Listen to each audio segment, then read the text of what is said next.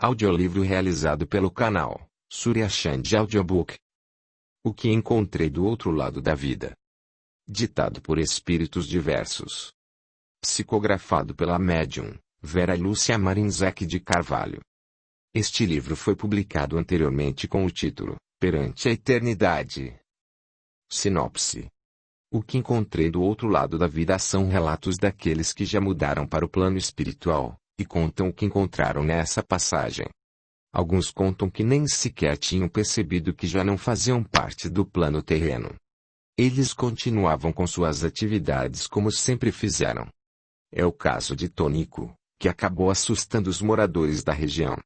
Poderemos acompanhar como são recebidas as crianças que partem para outro lado em tenra idade, como no caso de Soninha, que descreve o educandário para onde foi levada. Outros mostram arrependimento pelos atos cometidos enquanto encarnados. Enfim, histórias verdadeiras de pessoas comuns, com suas virtudes, seus defeitos, seus sonhos, mostrando-nos que a vida é simplesmente uma sequência, ora no plano material, ora no plano espiritual, e que tudo se entrelaça. Se inscreva, e ative o sininho para receber todas as notificações de novos audiolivros. Comente, compartilhe, e deixe o seu like. Para você não custa nada, mas para nós faz muita diferença, pois o seu incentivo é muito importante para o canal, pois nos ajudará a seguir publicando. Obrigado. A gratidão é o caminho da evolução. Introdução. Partir é pôr-nos a um caminho que nos levará a algum lugar. Desencarnar é deixar a carne, passar para o plano espiritual. Muitos temem a morte do corpo físico por não compreenderem este fenômeno natural. Todos nós temos o nosso momento de partir. Outros temem a desencarnação por terem cometido erros, receando as consequências. A desencarnação não é igual para todos, não há cópias, porque também, cada um, por seu livre-arbítrio, planta o que quer na existência encarnada. E cada um tem o lugar a que faz jus, que, por suas vibrações, merece. A desencarnação para muitos é castigo, para outros felicidade, depende somente das obras boas ou más que o acompanharão. Deve-se viver encarnado, sabendo, sem se iludir, que um dia, num momento, se partirá para o plano espiritual. Será como mudar. Muda-se de plano, do físico para o espiritual, mas não se muda a individualidade. Com a desencarnação, passa-se a viver de outra forma e é necessário conscientizar-se de que se vai só, sem levar sequer uma célula do corpo carnal. Nada nos pertence, tudo é do Pai. Às vezes, julgamos erradamente ser nosso. Devemos fazer tudo para evoluir e refletir, pois o homem pode refletir o amor, a bondade e a fraternidade que pertencem ao Pai. O que aprendemos no bem é o tesouro que traça Anon-Roy, é a riqueza verdadeira. Muitos são os livros espíritas que trazem notícias do plano espiritual. Atendendo ao meu convite, alguns amigos narraram sua desencarnação, como foi o que encontraram com a partida, como se acharam do outro lado da vida. Oportunidades de aprender, de melhorar, de viver no bem, todos têm. Que o encarnado procure se instruir, mas que esta instrução não seja somente conhecer intelectualmente, são necessárias a compreensão profunda do fato e, consequentemente, a vivência do mesmo, pois as nossas vibrações, pelas quais somos categorizados, não provém dos nossos conhecimentos mentais, mas, sim, daquilo que somos no nosso interior. Devemos conscientizar-nos enquanto encarnados, para que não sejamos um necessitado desencarnado. Desejo aos meus leitores uma tranquila partida e feliz estada no plano espiritual. Antônio Carlos. Este audiolivro foi postado sem qualquer intuito financeiro, visando unicamente ajudar as pessoas que têm problemas visuais, levando esclarecimentos para os admiradores da doutrina espírita. 1. O pedaço mais lindo do céu. Meu corpo definhava pelo câncer, há meses estava doente, meus pulmões estavam comprometidos. Sentia muitas dores. Estava internado no hospital da cidade onde morava, numa enfermaria, não mais conseguia me erguer do leito. Ali estava havia mais de 2 meses. A bênção, meu pai. 3 dos meus filhos, os mais velhos, vieram ver-me. Olhei-os, Estavam silenciosos e tristes, observando-me assustados, pertinho de minha esposa. Deus os abençoe, esforcei-me por responder. Silêncio. Nossos olhares falaram. O deles de emoção por me verem esquelético, o meu por vê-los tristes e inseguros. Zizinho, temos que ir, disse Marta, minha esposa. Amanhã volto. Som, não aguentava falar mais, vi-os sair de cabeça baixa. Sofria por eles também. Senti que não os veria mais naquela circunstância. A enfermeira veio para aplicar mais uma injeção, e estava pele e osso, e mesmo uma simples injeção era difícil de aplicar, doía-me tudo. A enfermeira estava silenciosa, 3 homens doentes faziam-me companhia. Pus-me a pensar e, numa sequência de fatos, revi toda a minha existência. Nasci numa família pobre e muito honesta. Quis estudar, sonhava em aprender, não consegui. Quando pequeno, cantava em francês sem que ninguém me ensinasse, aprendia tudo facilmente, era muito inteligente. Estranhei que acontecimentos esquecidos por mim naquele momento fossem recordados e entendidos. Cantava em francês porque o falava em outra existência, era inteligente porque estudara, e já havia adquirido muitos conhecimentos. Na adolescência, aprendi a lidar com madeira e, trabalhando com ela, tornei-me bom carpinteiro e era conhecido como Zezinho Carpinteiro. Conheci Marta, namoramos e casamos, ela era pobre como eu, seus pais vieram morar conosco. Sonhávamos em ter filhos, Marta não engravidava. Soubemos que um padre numa cidade vizinha fazia milagres e Marta insistiu em ir. Fomos, ele nos abençoou e deu um remédio para ela tomar. Meses depois, Marta engravidou. Tivemos 5 filhos, o mais velho estava com 9 e o caçula com 2 anos. Éramos religiosos, católicos fervorosos. Meu sogro já havia falecido e Dona Margarida, minha sogra, ainda morava conosco. Gastamos todo o dinheiro que tínhamos com a minha doença. Começara com tosse, dores no peito, fui ao médico, tomei remédios, piorei e constatou-se que estava com câncer. Piorando, fui internado na enfermaria, onde não pagava, isto tranquilizou-me, pois já não tínhamos mais dinheiro nem para os remédios. Trabalhava como autônomo, fazendo a parte de madeiramento em construções. Sem meu salário, Marta passou a lavar roupas de fregueses. Marta não se queixava, falava que estavam todos bem, era valente a minha esposa. Recordando meu passado, senti paz, nada a fizera de mal, ou errado, estava em paz com Deus e com minha consciência. Zizinho, vem, filho. Venha comigo. Vi uma luz suave e, no meio dela, minha mãe. Tive medo, minha mãe desencarnara a tempo. Sorrindo muito, linda, ela insistiu. Zizinho, vem comigo, deixa seu corpo, este irá morrer, fecha os olhos. Vem, filhinho. Senti muita emoção, há dias indagara-me, quando morrerei? Quando ficarei livre deste sofrimento? Meu medo acabou, senti enorme confiança, fechei os olhos e orei. Pai, entrego ao Senhor a minha alma. Recordei a oração que Jesus fez no Calvário, estava sendo sincero, a forma da morte do corpo não importa, o importante é estar preparado, consciente de que vivi retamente e que a tranquilidade me acompanharia. Senti minha mãe me soltando, tirando-me do leito. Fiquei cerca de 50 centímetros acima da cama. Tonto, olhei para baixo e me vi, estava feio, branco, magérrimo, olhei para minha mãe. Ela desligava-me da matéria. Respirava fazendo muito barulho. Parei, meu companheiro de enfermaria tocou a campainha e veio rápido o enfermeiro.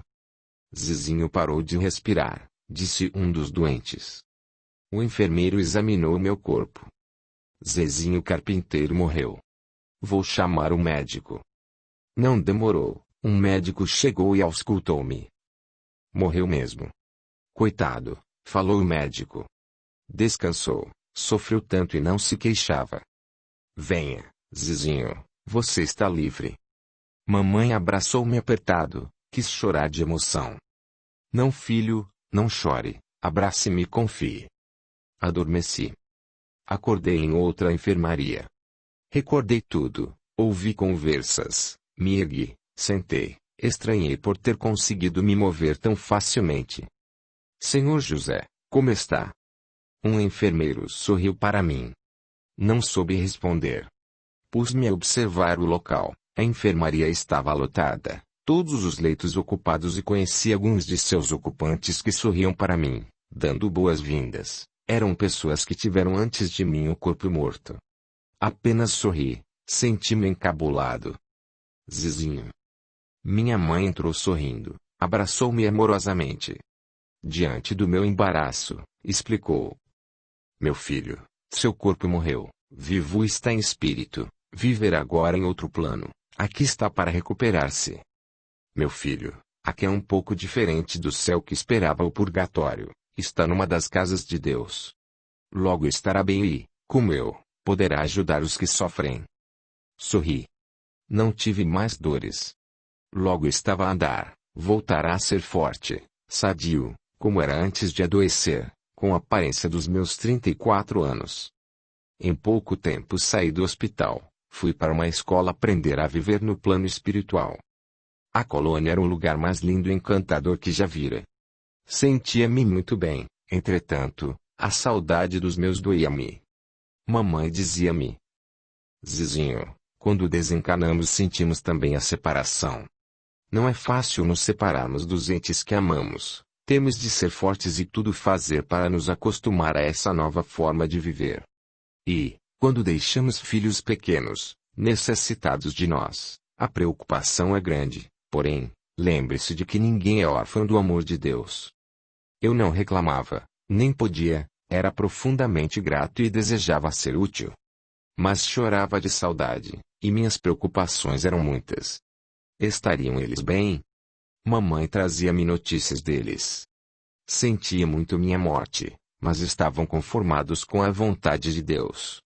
Obediente, grato, procurava estar atento às lições, mas, por mais que eu me esforçasse, estava sempre pensando neles. Amargurava-me pensando que estava tendo tudo, sadio e não passava por nenhuma dificuldade, enquanto eles eram privados de muitas coisas.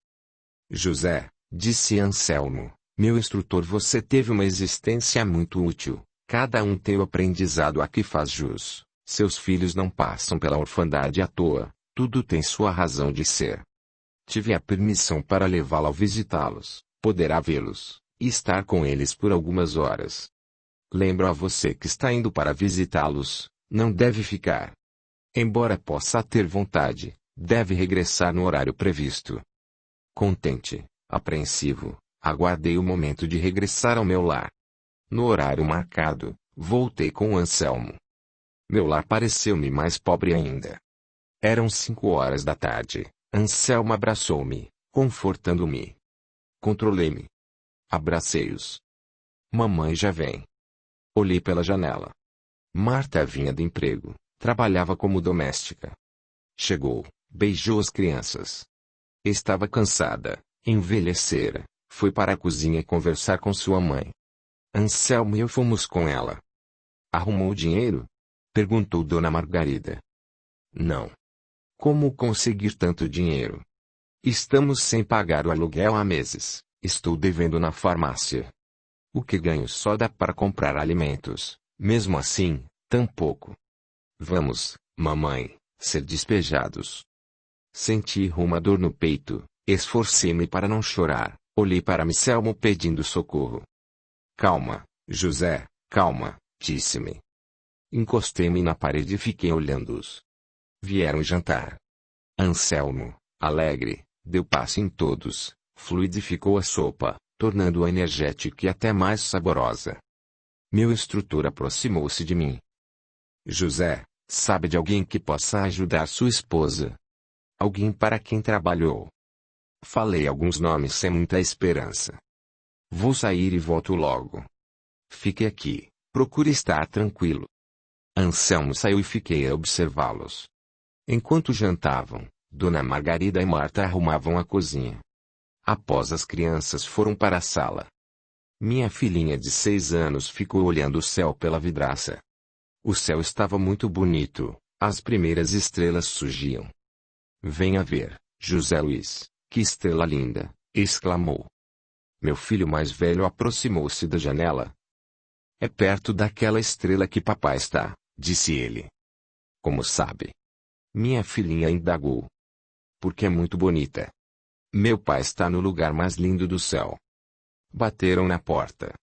Marta, apreensiva, foi abrir. O senhor Luiz, um senhor para quem trabalhei muitas vezes, sorriu cumprimentando-a. Ao seu lado estava Anselmo. Dona Marta, disse ele, verificando minha contabilidade antiga, vi que deixei de pagar um serviço que o Zizinho me fez. Pago agora para a senhora. Marta suspirou aliviada, pegou o dinheiro oferecido e sorriu, agradecendo. O senhor Luiz fez um agradinho às crianças e saiu. Olhei para Anselmo.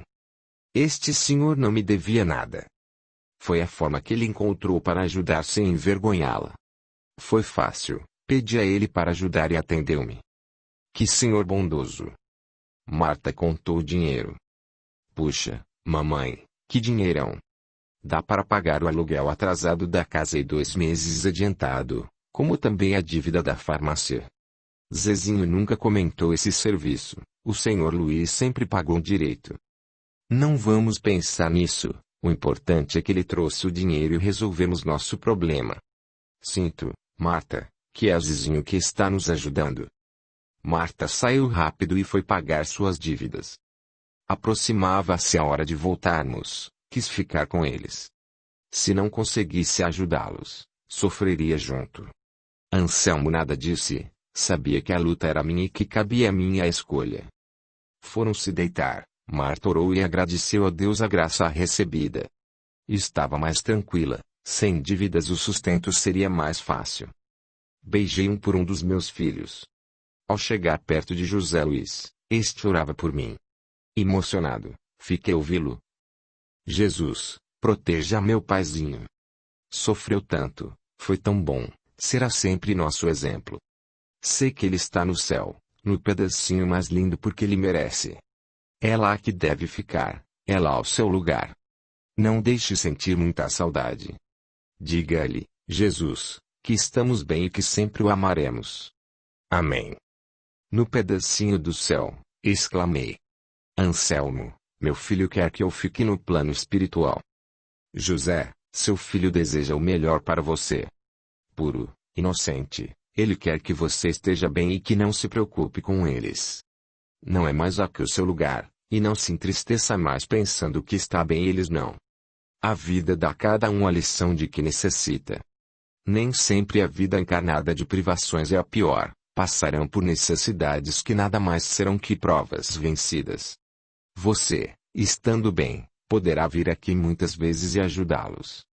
Está na hora, Anselmo, voltemos.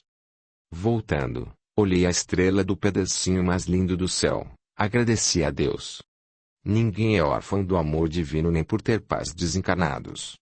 Voltei diferente, confiante, estudei e trabalhei, muitas vezes voltei a meu antigo lar para visitá-los, muitos ajudei, mendiguei a corações generosos ajuda financeira para eles.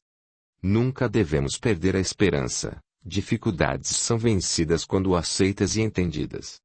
Meus filhos cresceram, são pessoas maravilhosas, de quem eu, como pai, posso dizer. São de vocês, meus filhos, o pedaço mais lindo do céu. José.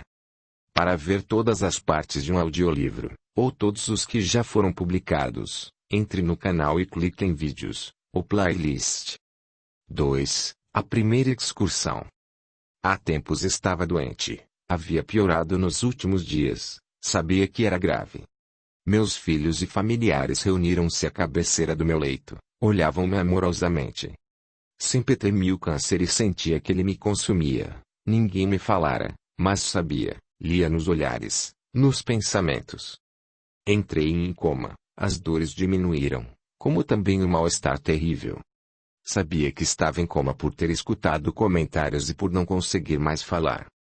Acontecimentos de minha vida iam e vinham sem ordem. Lembrei pedaços de minha infância, adolescência, tantos acontecimentos de que nem me recordava mais. Também via meus filhos, netos, irmãos, familiares e amigos ao meu lado. Via mais nitidamente um rapaz que no começo confundi com meu filho José Carlos. Depois, senti que era Walter, meu primogênito desencarnado. Ele não dizia nada, apenas sorria. Sua presença acalmou-me, dando-me confiança. Já o havia visto em outra ocasião. E ele permaneceu comigo. Não tive medo, aceitei-o. Então ele segurou minha mão. Entendia-o, falava-me com o pensamento, pedia-me calma porque logo desencarnaria. Estremeci, a morte apavorava-me, senti meus erros, tive medo. Tranquilamente, ele afirmou. Se errou, mamãe, quitou seus erros com o sofrimento. Não tema, também desencarnei e aqui estou vivo. E os outros? Indaguei em pensamento. Meus outros filhos que desencarnaram. Walter sorriu. Mamãe, confie, depois saberá. Tive 13 filhos, lembrei-me de cada gravidez, dos partos, da morte de 7 deles. Walter me dava tanta confiança que quis ir com ele. Meu corpo parou de respirar. Ainda escutei. Amazilis morreu. Dormi. Acordei e pensei estar no mesmo hospital, senti-me melhor e, por um instante, pensei que melhorara. Dormia, acordava e sentia-me cada vez melhor. Uma enfermeira contou-me que meu corpo morrera e que estava em tratamento num posto de socorro. Chorei, achei tudo muito estranho, pois me sentia doente ainda. Como se pode morrer e ter doenças? Indaguei. A enfermeira respondeu, bondosamente. O perispírito recebe os reflexos do corpo carnal. Está doente porque julga estar. Pense na saúde que a terá. Faça um esforço que melhorará. Melhorei de fato, logo estava andando e conversando. Senti um aperto no coração, uma enorme tristeza ao pensar que deveria ficar por ali, ter o plano espiritual por moradia. A saudade dos meus doía-me, a vontade de estar em minha casa era forte. Dona Amazilis escutava carinhosamente dos trabalhadores do posto de socorro, não queira estar em sua casa, nada poderá ser como antes, seu corpo morreu, vive agora em espírito, não queira estar em seu lar, nada do que é matéria lhe pertence mais. Um dia, quis realmente voltar, queria estar e ficar em minha casa, no meu lar onde por tantos anos vivi. Voltei mesmo sem saber, fui impulsionada por minha vontade forte. Minha casa estava triste, fechada, todos os móveis nos seus lugares, estava limpa como sempre. Fiquei lá dentro mas quis sair e não consegui, não passava pelas portas fechadas nem conseguia abri-las. Dormia, acordava, andava pela casa, rezava. No começo não achei ruim, depois a solidão começou a incomodar-me, como também a fome. Comecei a adoecer novamente, a sentir os mal-estares, as dores. Arrependi-me por ter querido voltar, mas não sabia como regressar ao posto de socorro. Os orientadores tinham razão, nada era como antes, a desencarnação muda tudo. Minha filha Anésia abriu a casa, fora limpá-la. Olhei esperançosa para ela, porém não me viu, não tinha como nem por que me ver. Ela suspirou triste e comentou. Faz 6 meses que mamãe morreu. Chorei sentida, fiquei no quarto num canto. Estive assim algum tempo, comecei a ficar perturbada, ora entendia que desencarnara, ora não, e aí me senti abandonada muito triste. De repente, vi um espírito lindo que sorriu para mim e disse. Vem, irmã. Ajudo você. Pegou na minha mão e, rápido como relâmpago, fui colocada ao lado de uma senhora. Percebi a diferença entre nós, ela era encarnada. Olhei para os lados para entender onde estava, aí vi minha filha, Vera, orando. Chorei de emoção, não consegui falar, mas escutei as recomendações, deveria ir novamente para o plano espiritual, aceitar meu estado de desencarnada. Era o que queria. Agradecida, levaram-me para a colônia espiritual da cidade em que morei quando encarnada. Fui novamente internada no hospital. Desta vez lutei contra a saudade, esforcei-me para acostumar-me. As orações de minhas filhas chegavam até mim, motivando-me. Mamãe, fique aí, esforce-se para sarar, procure sentir-se bem, alegre-se. Nós a amamos. Logo estava bem, fui encaminhada a uma escola na qual aprendi a viver como desencarnada. Tempos levei para poder visitar meus familiares, só tive permissão quando estava realmente bem e adaptada e por ter também nas minhas filhas o entendimento espírita, elas motivaram-me a regressar. Vê-las deixou-me emocionada, amenizei a saudade. Minha filha viu-me e falou feliz. Bem-vinda, mamãe, alegro-me em vê-la bem. Veio visitar-nos? Respondi, ela me ouviu. Que alegria! Conversamos animadas, voltei contente querendo progredir mais, os incentivos foram muitos para que estudasse. Voltei a rever Walter, conversamos muito. Desencarnou o nenê, via-o adulto, porém jovem, tomou a forma física de sua encarnação anterior. É parecido com um dos meus filhos do qual é também companheiro de algumas encarnações. Walter explicou que eram os afetos de muitas encarnações e que ele sempre vinha ver-me. Pôde desligar-me e socorreu-me quando desencarnei, porém, caberia somente a mim a decisão de ficar ou não no posto de socorro. E que fora Vera, minha filha, quem pedira por mim numa reunião espírita, e os trabalhadores espirituais vieram socorrer-me. Dos 7 filhos desencarnados, só 2 estavam no plano espiritual, os outros voltaram a encarnar. Recebi a visita de Belenice, a filha desencarnada. Ela está num plano superior, porém, foi Walter quem me acompanhou e ajudou. Como mãe, chorei pela desencarnação de meus filhos, a dor é grande, mas quem entende o processo desencarnatório tem a certeza de que afetos não se separam, se ausentam. Compreendi que não me separei de nenhum deles e que agora estou perto de Walter e, sempre que possível, de todos eles. Estudei, passei a trabalhar e estou muito feliz. Antônio Carlos, ao convidar-me para que narrasse minha desencarnação, sugeriu que falasse de minha primeira excursão no umbral. Atendi com gosto. Estava vendo um umbral pela primeira vez.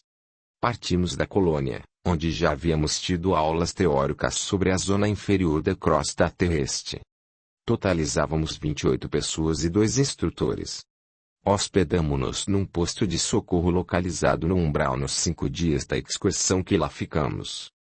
As palavras do nosso instrutor faziam eco em minha mente. Tudo que existe tem sua finalidade. O umbral existe no plano espiritual de toda a Terra. Conheceremos o pedacinho que fica no espaço espiritual em que os postos de socorro e os trabalhadores estão sob a direção da colônia onde residimos. Peço-lhes não se deixar dominar pela emoção. Vamos aprender e, como em todo aprendizado, há regras a serem obedecidas e respeitadas. Poderão nessa nossa excursão ter uma visão do que seja a zona inferior. Não iremos dessa vez às cidades organizadas pelos nossos irmãos enraizados do mal nem nos abismos que poderão chocá-los, esses locais vocês conhecerão em outra oportunidade. Gostamos do posto de socorro, por fora parecia uma enorme mansão, morada, alta. Entramos por um portão grande e resistente. Não se pode imaginar a beleza e singeleza de dentro pela visão externa. Ao entrarmos, nos defrontamos com um pátio grande com muitos canteiros floridos. Para melhor descrevê-lo, direi que tem 2 partes, a da frente do portão e a dos fundos. Os socorridos ocupam a parte dos fundos, onde estão as grandes e confortáveis enfermarias. A parte da frente, bem menor, é reservada aos trabalhadores do posto e onde também ficamos. Tudo é simples e prático, enfeites, somente alguns quadros e flores. Tem um bonito salão, onde nos reunimos e onde os trabalhadores se reúnem para ouvir música e palestrar. Passamos muitas horas ali reunidos e dos trabalhadores escutamos muitos fatos interessantes. As enfermarias estão sempre repletas de desencarnados socorridos. Alguns em condições de muito sofrimento, outros em recuperação e aguardando o encaminhamento para as escolas onde entenderão a vida desencarnada. Nossa permanência no posto de socorro não foi somente de hóspedes, auxiliamos no que nos foi possível. Saímos pela manhã e voltávamos à tarde. Esse posto de socorro está localizado na zona menos tensa e há vários postos de socorro pela região e inúmeros pelo Brasil e por toda a Terra. O sol é visto entre névoas, clareando pouco e, caminhando pelo umbral, vai escasseando a luz solar. À noite, a escuridão é completa. A paisagem é triste, por isso nos foi recomendado que deveríamos nos esforçar para não nos envolvermos com a tristeza reinante. O ar é fétido e o odor varia, há cheiro de podridão, lama, mofo etc. A vegetação é pouca, escasseando conforme entramos no umbral. Vimos árvores ressecadas e torcidas, o que nos causou estranha impressão, embora soubéssemos que as plantas nos são sempre úteis e que ali servem também de alimentação. Há em maior quantidade vegetação rasteira de cor escura, sem beleza, não se vê muitas espécies e não encontramos flores. Vimos muitas pedras, há lugares lodosos, outros arenosos, alguns pedaços secos, parecendo chão de terra batida. Nesses pedaços não há vegetação. Pequenos filetes de água correm lentamente, há lugares em que a água é mais clara, em outros, é misturada com barro. Assustamo-nos com os animais, porém são muito úteis, não vimos muitos nem muitas espécies. Nosso instrutor explicou. Como na terra variam a vegetação e os animais conforme a região, no umbral também. Os animais não atacam e muitos se alimentam de fluidos nocivos. Assustamo-nos só na primeira vez, depois entendemos que eles fazem parte do local. Vimos algumas aves de perto, são desprovidas de beleza, mas, ao entender como são úteis, não pudemos taxá-las de feias. Há muitos desencanados que sofrem no umbral, outros se adaptam e dizem gostar, se afinam. Há gosto para tudo. Assim como aos que gostam de tomar banho, de higiene, para outros tomar banho é castigo. Muitos dos que se dizem moradores transitam pelo umbral e pela terra, entre encanados, principalmente os habitantes das cidades dos umbrais. Vimos grupos de arroaceiros passarem cantando e gargalhando, cantam tanto canções da moda encarnada como blasfêmias e cantigas eróticas. São na maioria sujos e enfeitados, trazem armas. Andam normalmente em bandos. Mas pudemos ver alguns solitários e outros limpos nem tão enfeitados. Mas aos que sofrem. Não existe na terra sofrimento que se possa comparar ao que se sofre ali. A maioria desses irmãos parece enlouquecida. Semelhantes se atraem, dizem pelos umbrais, explicando que ninguém sofre injustiças, são reações das más ações. Gemidos ouvi por todo lado. Muitos se arrastam pelo chão, são farrapos humanos. Se algum deles é nosso conhecido, não o reconhecemos facilmente, sentimos ou intuímos ser a pessoa, porque muitos parecem animais. Ouvem-se também muitas pragas, blasfêmias e injúrias. Ali se sofre de tudo, doença, fome, sede, frio, dores, com a sujeira e com a humilhação dos bandos que se divertem atormentando os demais. Muitos são presos e há outros que se servem de escravos. Quando se faz inimigos, estes estão sempre querendo se vingar um do outro, desencanados, continuam as desavenças. Se encarnado fez muitas maldades e não foi perdoado, quando desencarnado, além de sofrer a reação, se defrontará com muitos infelizes que receberam suas maldades e não o perdoaram. Estes últimos sofrem também, mas fazem horrores por vingança, torturam. Fazem-no de escravo e o humilham. Os imprudentes que não seguem os ensinos de Jesus, que fazem seus atos sem pensar em receber de volta as suas reações, os que plantam sem esperar colher, muitos anos passam em sofrimento, no umbral. Encabulados, ouvimos do instrutor a explicação. Não há felicidade no umbral, os que sofrem se reajustam pela dor, sentem o inferno enquanto ficam aqui, sofrem pelos erros. Por não terem aproveitado as oportunidades de aprender pelo amor, purificam os fluidos nocivos que por si mesmos criaram. Não se adaptam a essa forma de viver, sentem-se infelizes e não escondem o fato, aqui seus atos são cobrados pelas vítimas e por eles mesmos. A maioria sente o remorso destrutivo e acha merecido o sofrimento, mas, quando reconhece seus erros com humildade e sinceridade, chama por socorro e recebe auxílio. Os outros que vimos, os arroaceiros, também não são felizes, iludem-se na farsa da hipocrisia. A maioria vive aqui e também entre os encanados, os quais vampirizam, e muitos a estes servem, em troca de favores. Esses irmãos sofrem, mas disfarçam, e muitos deles querem, por inveja e maldade, que cada vez mais encarnados, ao terem o corpo físico morto, venham para cá. Odeiam os bons e os temem por serem opostos a eles e por saber que um dia terão que dar contas de seus atos. Há muitos buracos onde quase sempre há infelizes presos. Descemos em 3 deles e lá dentro a escuridão é completa. Descemos por cordas e acendemos nossas lanternas. Ao sermos vistos, ouvimos gritos estridentes de socorro. Nesses buracos onde descemos, retiramos todos de lá. Estavam sujos, maltrapilhos, fétidos. Não pude deixar de pensar que em outra ocasião, quando encarnada, teria pavor em vê-los e nojo em tocá-los. Estavam descabelados, muitos com aparência de dementes, falando palavras desconexas. Muitos, ao se verem livres, fugiram. Outros, cansados e humildes, pediram auxílio e os levamos ao posto de socorro. Vimos para estudo o que pensavam esses infelizes. A maioria vê seus erros sem parar. Muitos desses irmãos que sofrem não conseguem sair do umbral sem ajuda, alguns ficam presos, outros vagam sem parar e outros se arrastam. Vimos de longe uma casa giratória. E um posto de socorro que não é fixo, é móvel, instalado num lugar onde é colocado fogo, tudo queima, até a terra, purificando o local. Muitos espíritos fogem desesperados deixando seus prisioneiros livres para o socorro. Muitos pedem abrigo e são socorridos.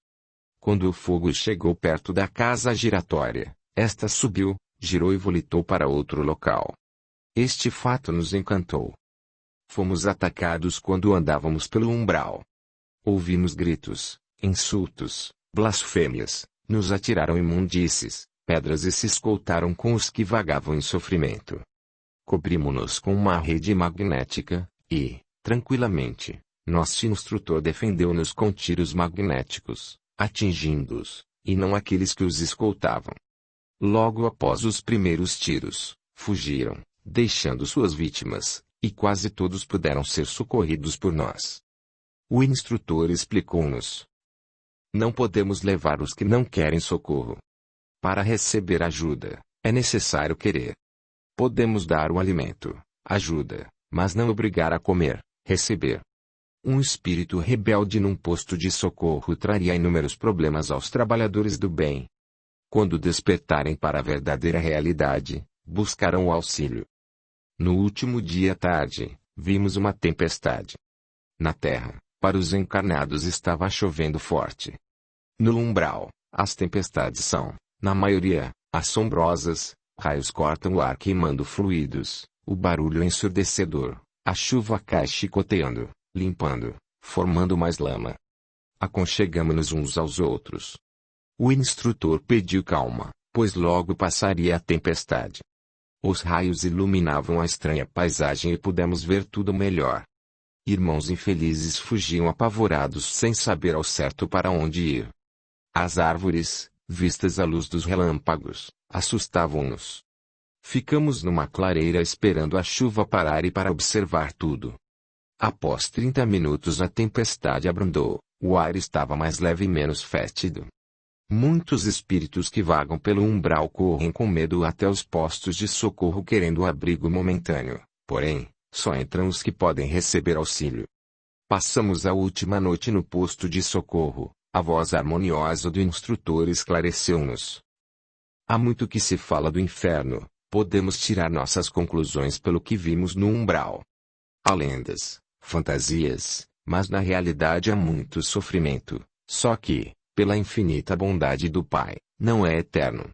O umbral não é local de felicidade nem agradável de ver.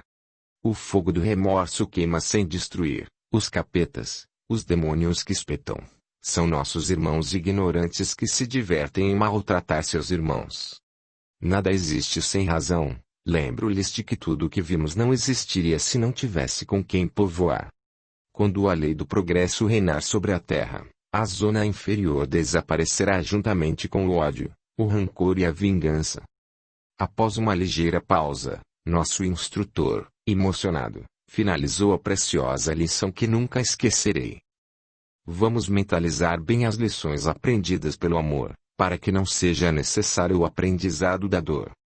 Amazilis. 3. A vida continua. Minha desencarnação foi rápida, num acidente de carro, sem grandes consequências. Bati com a cabeça e meu corpo morreu. Não vi nem percebi meu desligamento. Recordo-me vagarosamente do acidente em que levei uma pancada. Acordei num lugar estranho. Acordei e voltei a dormir muitas vezes. Pareceu-me um horrível pesadelo no qual via minha avó paterna, que morrera há tempos, e ouvia meu nome ser pronunciado entre prantos e lamentações.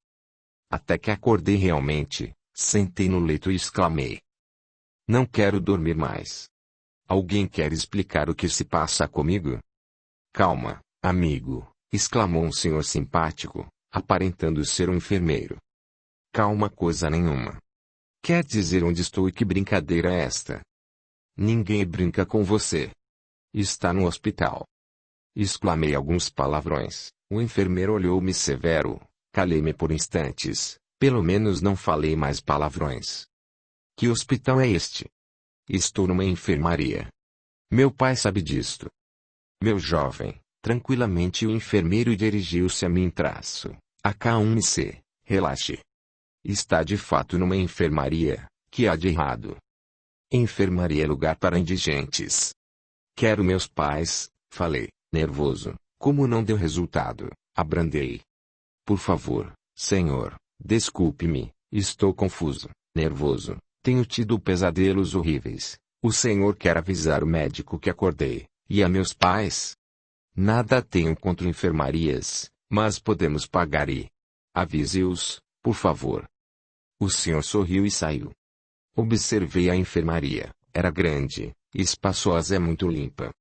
Todos os leitos estavam ocupados e ninguém prestava atenção em mim.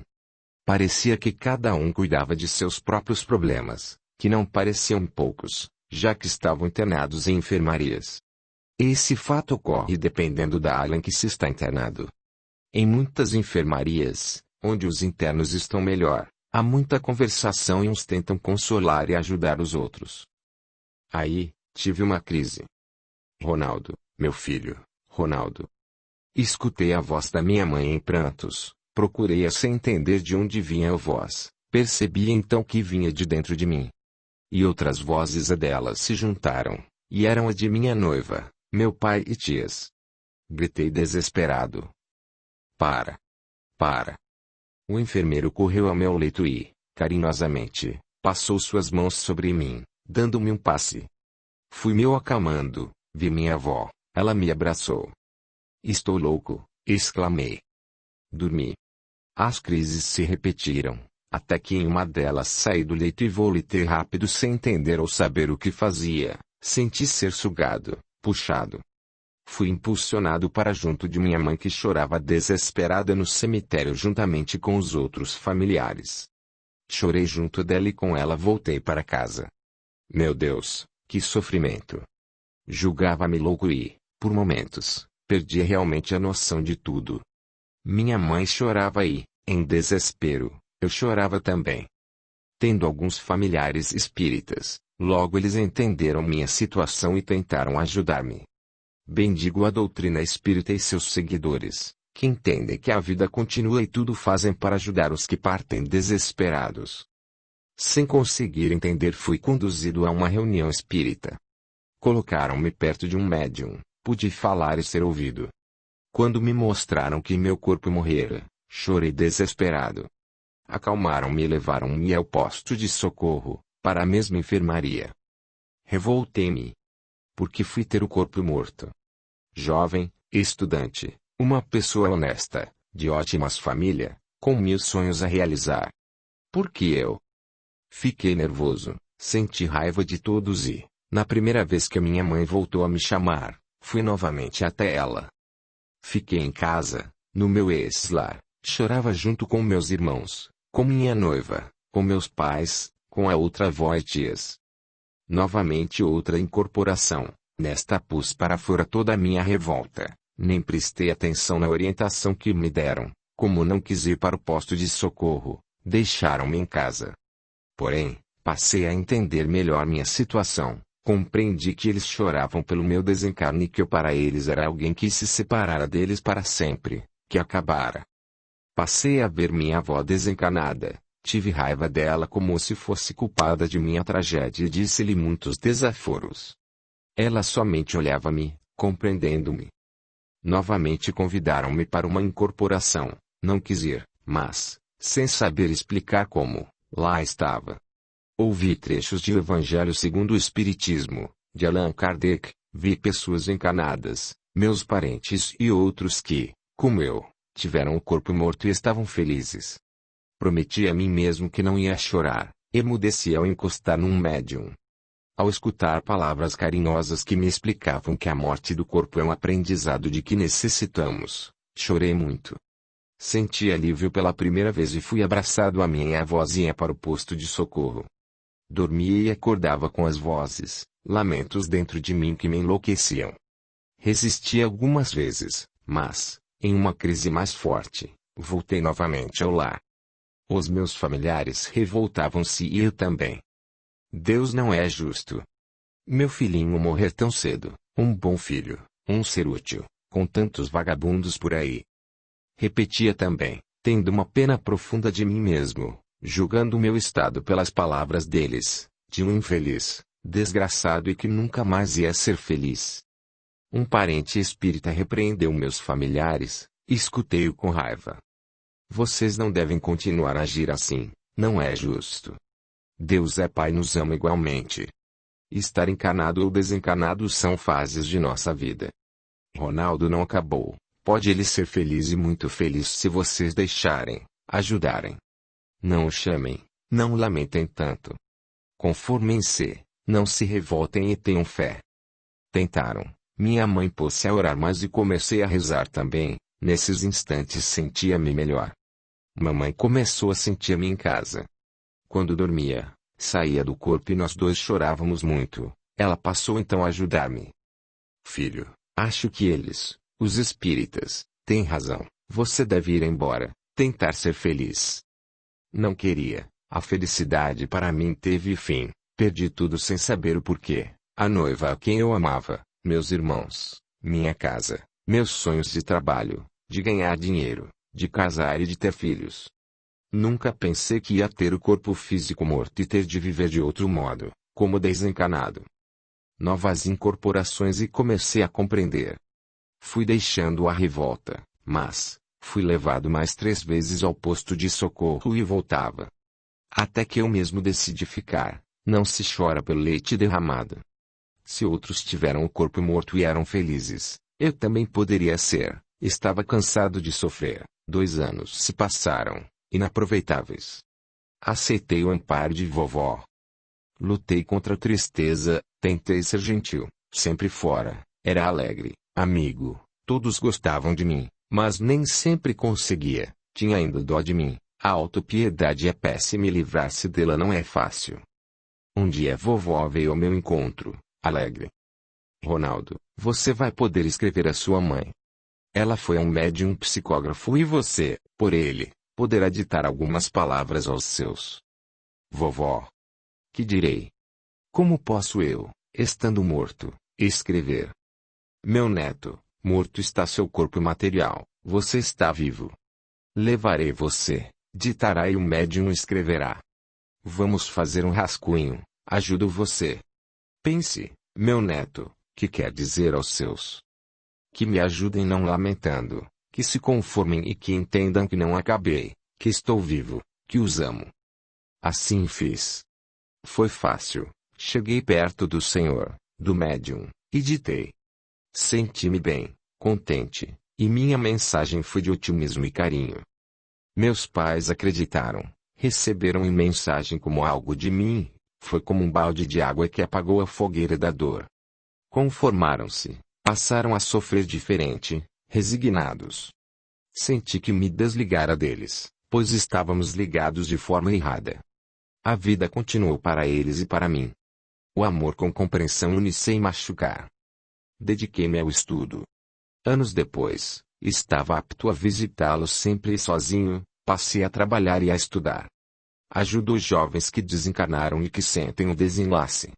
Sou feliz, bem mais feliz que nos meus sonhos poderia ser, como encarnado. Estou sempre sorrindo e, com a graça do Pai, posso escrever, dar notícias minhas aos meus, no intercâmbio de carinho e amor. Muitos encarnados intrigam-se do porquê de muitos desencarnados não ficarem em postos de socorro, lugares estes descritos por tantos como lindos e encantadores. Antônio Carlos incumbiu-me de fazer essa pesquisa por ter sido um que voltou muitas vezes de um posto de socorro. Primeiramente, quero dizer que são realmente encantadores os postos de socorro, as casas de auxílio a desencarnados. São muito limpos, enfeitados com seus jardins floridos, mas são simples, embora acolhedores. Entretanto, como nem todos têm o amarelo como cor preferida, nem todos gostam igualmente desses lugares de auxílio e amor. Para os postos de socorro, vão os que são levados por equipes de socorristas que trabalham nos umbrais, na terra e nos centros espíritas ou os que são levados por parentes e amigos. Lá ficam os que querem, embora sejam avisados da necessária permanência para o bem próprio. Nem todos os desencarnados podem ser levados a um local de socorro, como os que foram muito maus, os que não perdoaram, os rancorosos, os ateus e os que muito erraram ou pecaram, prejudicando a outros ou a si mesmos. Embora no plano espiritual não sejamos julgados de conformidade com os encarnados, aqui é verdade nua e crua e não há enganos. Mas vamos em auxílio dos que podem ser socorridos e levados para lá, onde ficam e são gratos. Dificilmente um que muito sofreu sai do posto de socorro sem autorização. A dor ensina. No meu caso e em grande parte dos casos, os desencarnados são atraídos por seus entes queridos que choram desesperados, chamando-nos. Às vezes, preferem sofrer juntos, querem ficar com os que amam. Um provérbio popular antigo diz que as lágrimas em demasia e o desespero dos que ficaram molham as asas do que tiveram os corpos mortos, impedindo-os de irem para o céu ou para o plano espiritual. Grande verdade há nesse provérbio. Só os desencarnados muito preparados aguentam o apelo desse chamamento e também aqueles que por terem merecimentos são levados para as colônias, onde esses clamores chegam mais fracos. Despreparados como eu não aguentam e voltam. Outros não recebem esses chamamentos, mas a saudade dos familiares e dos bens materiais que julgam ser deles é forte, e saem dos postos de socorro indo até eles. Aos que não se acostumam e preferem viver entre encanados, só que os fluidos pesados que encontram fazem com que logo se perturbem ou adoeçam.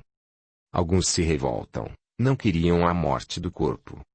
Nessa revolta culpam outros, até os que os auxiliam, não ficam e voltam na esperança de viver no corpo novamente, iludem-se e pensam ser encarnados.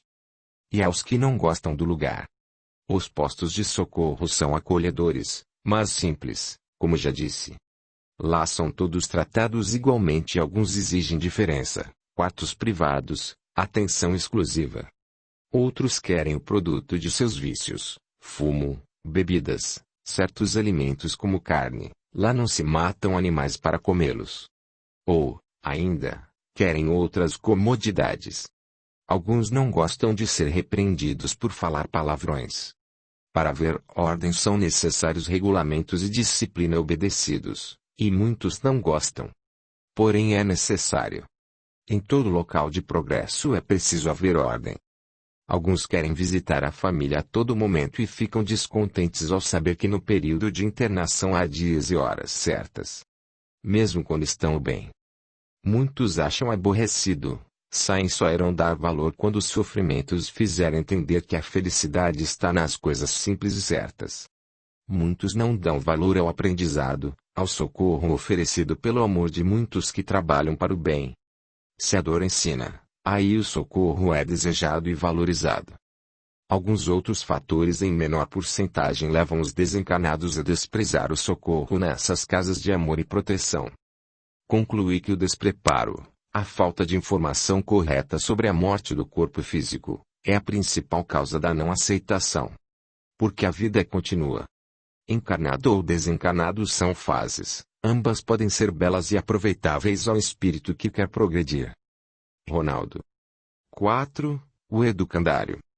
Estava para completar 11 anos quando comecei a sentir fraqueza, desânimo e dores pelo corpo. Meus pais, muito atenciosos, levaram-me ao médico pediatra que, me achando anêmica, receitou vários remédios. Minha família era de classe média e só meu pai trabalhava. Vivíamos bem, mamãe tomava conta da casa, de mim e dos meus irmãos, um menino e uma menina mais novos que eu. Meus avós, os 4, estavam encarnados, morávamos todos na mesma cidade e nos dávamos muito bem. A desencarnação não muda a aparência, a não ser que se queira mudá-la por algum motivo. Então, ao descrever-me, digo, sou loura, cabelos compridos ondulados, olhos verde azulados, pele rosada, dentes perfeitos, meiga e delicada. Meus familiares costumavam dizer que eu parecia um anjo. Quando fiquei doente, meu avô dizia: Soninha, você vai virar um anjo quando morrer, como viram as crianças quando morrem. Gostava muito de estudar, cursava a 5ª série, era excelente aluna, mas gostava mesmo era de estudar piano e tocava muito bem. Os remédios não fizeram efeito, senti um desânimo tão grande que fazia minhas tarefas com enorme esforço. Minha mãe levou-me novamente ao médico que, estranhando, pediu vários exames. Não notei nenhuma preocupação nos meus familiares, porém, minha agonia começou. Levaram-me a vários médicos, novos exames. Tinha horror a injeções e passei a tomá-las todos os dias. Detestava ver sangue e tive que tirar para exames muitas vezes.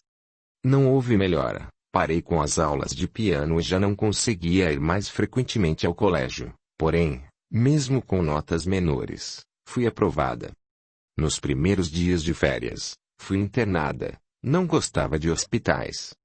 Lá recebia por via intravenosa sangue e soro, sentia menos fraqueza, mas, às vezes, nessas internações tomava um remédio que me fazia vomitar muito.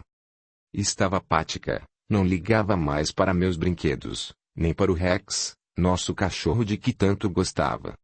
Todos os familiares enchiam-me de carinho e atenção. Percebi que mamãe emagrecera, papai estava triste, vendeu o carro para pagar meu tratamento. Não consegui ir mais à escola, fui naquele ano poucas vezes no primeiro semestre, depois saí, esperando voltar logo que sarasse. Acreditava em minha cura, sentia que iria sarar, ficar sadia, porém só piorava. Ficava mais tempo internada, tomei tantas injeções que perdi a conta, no começo contava-as. Tinha dores, muita fraqueza, fiquei magrinha, meu lindo cabelo caiu. Entendi que estavam fazendo todo o possível para que sarasse, como compreendi que tudo o que sofria era necessário. A leucemia me definhava. Minha mãe, com a paciência das mulheres que têm realmente sentimento materno, velou por mim dia e noite. Minha avó materna cuidou também de mim, enquanto minha avó paterna cuidava dos meus irmãos. Éramos religiosos, orávamos reunidos, não houve revolta, a fé e a confiança nos sustentavam. E aqueles que aceitam os sofrimentos os tornam mais leves. Estava há dias no hospital, ligada a tubos, soros, respirava com dificuldade, estava triste, cansada.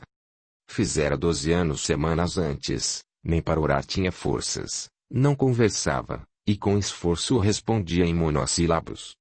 Numa quente tarde de outono, desencarnei, fui apagando como uma lâmpada de azeite quando este acaba. Dormi, nada vi ou senti. Mas meu sono foi diferente, dormi por tempo um sono gostoso e reparador.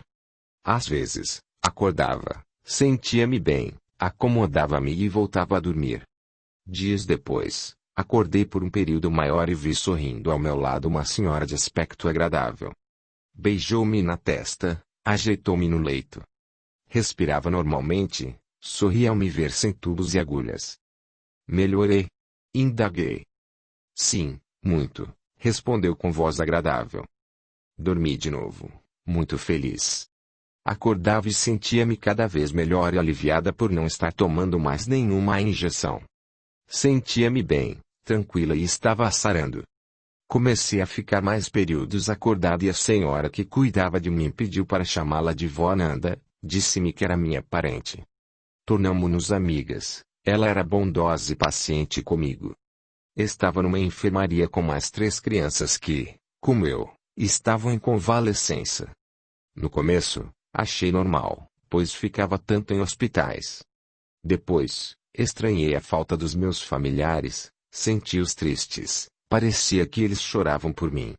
Pensava, não há motivos para estarem tristes, eu estava bem, melhorava, até meus cabelos cresciam rapidamente.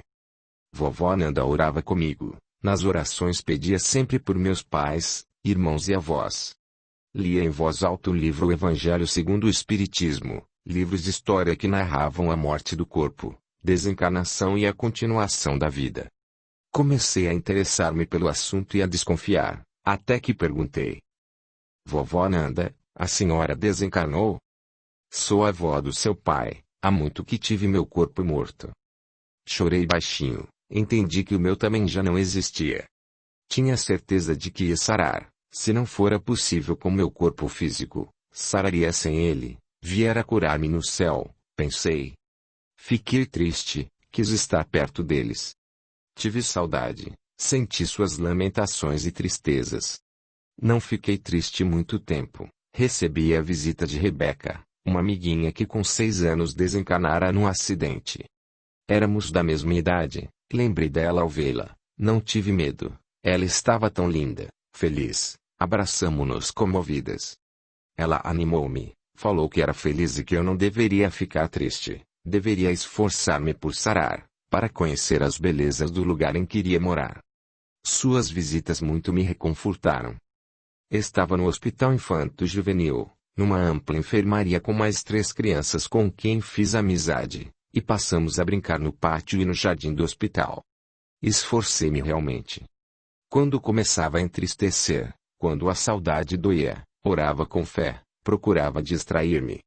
Só chorava quando sentia mamãe e papai chorando por mim, aí, as tias que cuidavam de nós davam-me passes e então adormecia. Recuperei-me. Meus cabelos ficaram como antes da minha doença, fiquei rosada, sadia. Gostei tanto de sarar, ficar animada, que não gostava de pensar na fraqueza que senti no período de doença. A saúde é uma dádiva. Agradeci, feliz, minha recuperação e recebi alta do hospital. Vovó Nanda levou-me a outra parte do educandário, Rebeca recebeu-me contente, recebi um quarto ao lado do dela. Gostei muito do meu alojamento, o quarto, um cômodo grande, só meu, onde guardaria meus pertences, onde me refugiaria para estar só. Decorados simplesmente, tinha lindos quadros nas paredes, uma grande janela com vista para o jardim e um piano tão lindo que me emocionei ao vê-lo. É presente meu, disse vovó Nanda, pode tocar e estudar quando quiser. Muitas meninas vieram dar-me boas-vindas, agradaram-me. Fiquei acanhada, tímida, sorria com seus gracejos, eram todas tão delicadas, educadas, que logo fiz amizade com todas elas. Vovó Nanda não morava ali, mas em outra parte da colônia, pôde cuidar de mim enquanto estava me recuperando, agora voltaria ao seu trabalho. No educandário, residiam alguns trabalhadores e os internos, mas vovó vinha visitar-me todos os dias, até que me acostumei. Esperava ansiosamente por essas visitas, abraçava e chorava de saudade, queria estar sadia, mas no meu lar.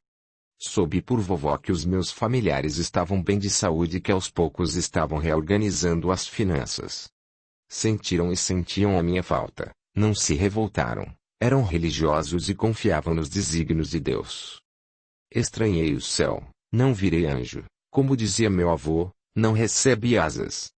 Aos poucos, entendi que a vida continua, meu corpo morreu, mas meu espírito continuaria aprendendo.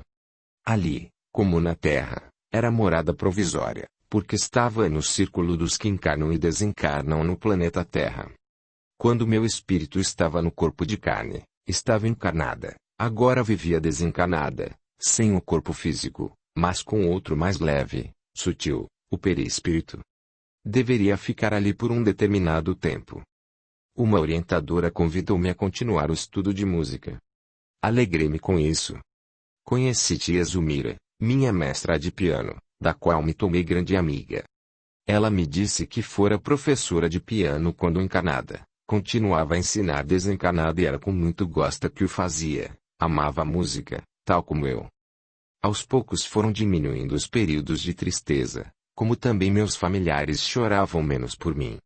Recebo suas orações. Receber orações sinceras é como receber cartas, presentes, são lembranças carinhosas que nos fazem tão bem. Principalmente no período de adaptação, receber orações com otimismo ajuda-nos muito. Mamãe ajudou-me, orava e sempre dizia: Soninha, esforce-se por estar bem, quero feliz e alegre, amamos você. Todas as colônias do Brasil e quase todas pela terra têm uma parte especial para receber os que desencarnam na infância e na adolescência. A colônia onde estou localiza-se no plano espiritual da cidade onde morei encanada. Ela é grande, bonita, limpa e organizada. Chama-se Educandário a Caminho da Paz. O Educandário a Caminho da Paz é grande, muito verde, com muitos animaizinhos dóceis. Muitos pássaros e borboletas que voam tranquilos, sem receio, porque não são maltratados. Há um pequeno bosque com lindas árvores e muitas flores, onde estão os esquilos, coelhos, lindos bichinhos que, ao nosso chamado, vêm ao colo. Gosto muito do bosque, dos animais e do pequeno lago de águas cristalinas. O Educandário é circundado por jardins com flores coloridas e perfumadas. Na ala esquerda, está o hospital onde os que, como eu, vêm com o perispírito doente ou com a impressão da doença e que necessitam de um tratamento para a recuperação. O hospital é muito bonito, as pessoas que lá trabalham têm muita paciência e são bondosas, há muitas enfermarias, todas confortáveis e bonitas. Os pacientes são divididos por faixa etária, ficando, após 7 anos, meninas de um lado e garotos de outro. Não há injeções nem tratamentos dolorosos, recebem muitos passes e remédios energéticos magnetizados. Na parte dos fundos do hospital fica o Centro de Recuperação para Crianças e Jovens Viciados em Droga, Roubos e Delitos, estes ficam separados. Lá, recebem tratamento, orientação e estudos. Na ala direita do Educandário está o bosque, na parte central estão os prédios onde ficam os alojamentos. Salas de aula, biblioteca, salões de música e palestra. A biblioteca é grande, linda, com muitos livros infantis e para jovens. São volumes que trazem a quem os lê boas informações e aprendizado. Muitos são cópias dos que são editados para os encanados. A literatura espírita é muito lida e tem até fã-clubes de alguns escritores. Gosto de ler e sou uma frequentadora assídua da biblioteca. A parte do internato onde estão os alojamentos é dividida por faixa etária e, após os 7 anos, também por sexo. O parque, assim chamamos o alojamento dos pequenos, é muito bonito, com um enorme playground e com brinquedos de todos os tipos, com muitas tias e tios, pessoas experientes e bondosas que cuidam deles. Antes dos 7 anos, os que desencarnam podem voltar a ter a aparência que tinham antes de encarnar. Estes não ficam no educandário. Há os que reencarnam logo e os que ficam e gostam muito, e são muito bem tratados. São crianças felizes, ativas, cantam em corais, e estão sempre rindo em festas. Só os alojamentos são divididos. Todas as outras atividades são feitas em conjunto. Meninos e meninas fazem passeios juntos, estudam, fazem teatro etc. Podemos passear nas nossas horas de folga por toda a colônia e visitar, com orientadores, todos os seus departamentos. Porém, após conhecer a colônia, gostamos mesmo de ficar no educandário. Temos palestras importantes, a música é muito ouvida e aprendida, há grupos em corais, bandas, teatro, outros aprendem pintura e alguns tipos de artesanato. Há jogos, todos sem violência. Aprende-se esporte com educação, há jogos e competições muito a gosto dos meninos, que aprendem a se comportar por meio deles. Tudo isso é feito para que as crianças não estranhem a morte. Ela é uma mudança, mas não deve ser uma mudança brusca. Os orientadores, mestres, tudo fazem para que aqui seja um lugar de felicidade. Frequentamos as aulas conforme o nosso grau de conhecimento. Todos estudam, Há recém-chegados que se recusam a estudar, dizendo não gostar, mas aos poucos são convencidos e acabam gostando. Temos matérias de conhecimentos gerais, ensinamentos de como viver desencarnado, como é o plano espiritual, estudamos o livro Evangelho segundo o Espiritismo, recebemos orientações de como nos comportar diante dos problemas e de como ajudar a todos os nossos irmãos. Os que desencarnam acima de idade de 15 anos vão para uma parte do educandário destinada aos adolescentes. Ali não há brinquedos, mas outras atividades mais a gosto deles. A idade depende de cada um. Aos que desencarnam jovens e se sentem adultos, passam pelo educandário e depois de um tempo vão para a colônia para estudos ou trabalhos. Outros desencarnam não tão jovens, mas se sentem imaturos, gostam do educandário e lá permanecem. O tempo de permanência depende da necessidade de cada um. Uns ficam mais tempo, outros saem logo e, por diversos motivos, reencarnam ou vão para outros locais para estudos e trabalho. As crianças e jovens que estiveram encarnados com deficiências mentais são tratadores em hospitais especiais. Recuperados, podem, se necessário, estudar no educandário, como também os que se suicidam ficam em locais próprios para o socorro e aprendizado. Muitas crianças e jovens que desencarnaram em situações violentas passam um determinado tempo em salas especiais, localizadas na região centro-direita, perto do bosque. Depois, juntam-se aos outros.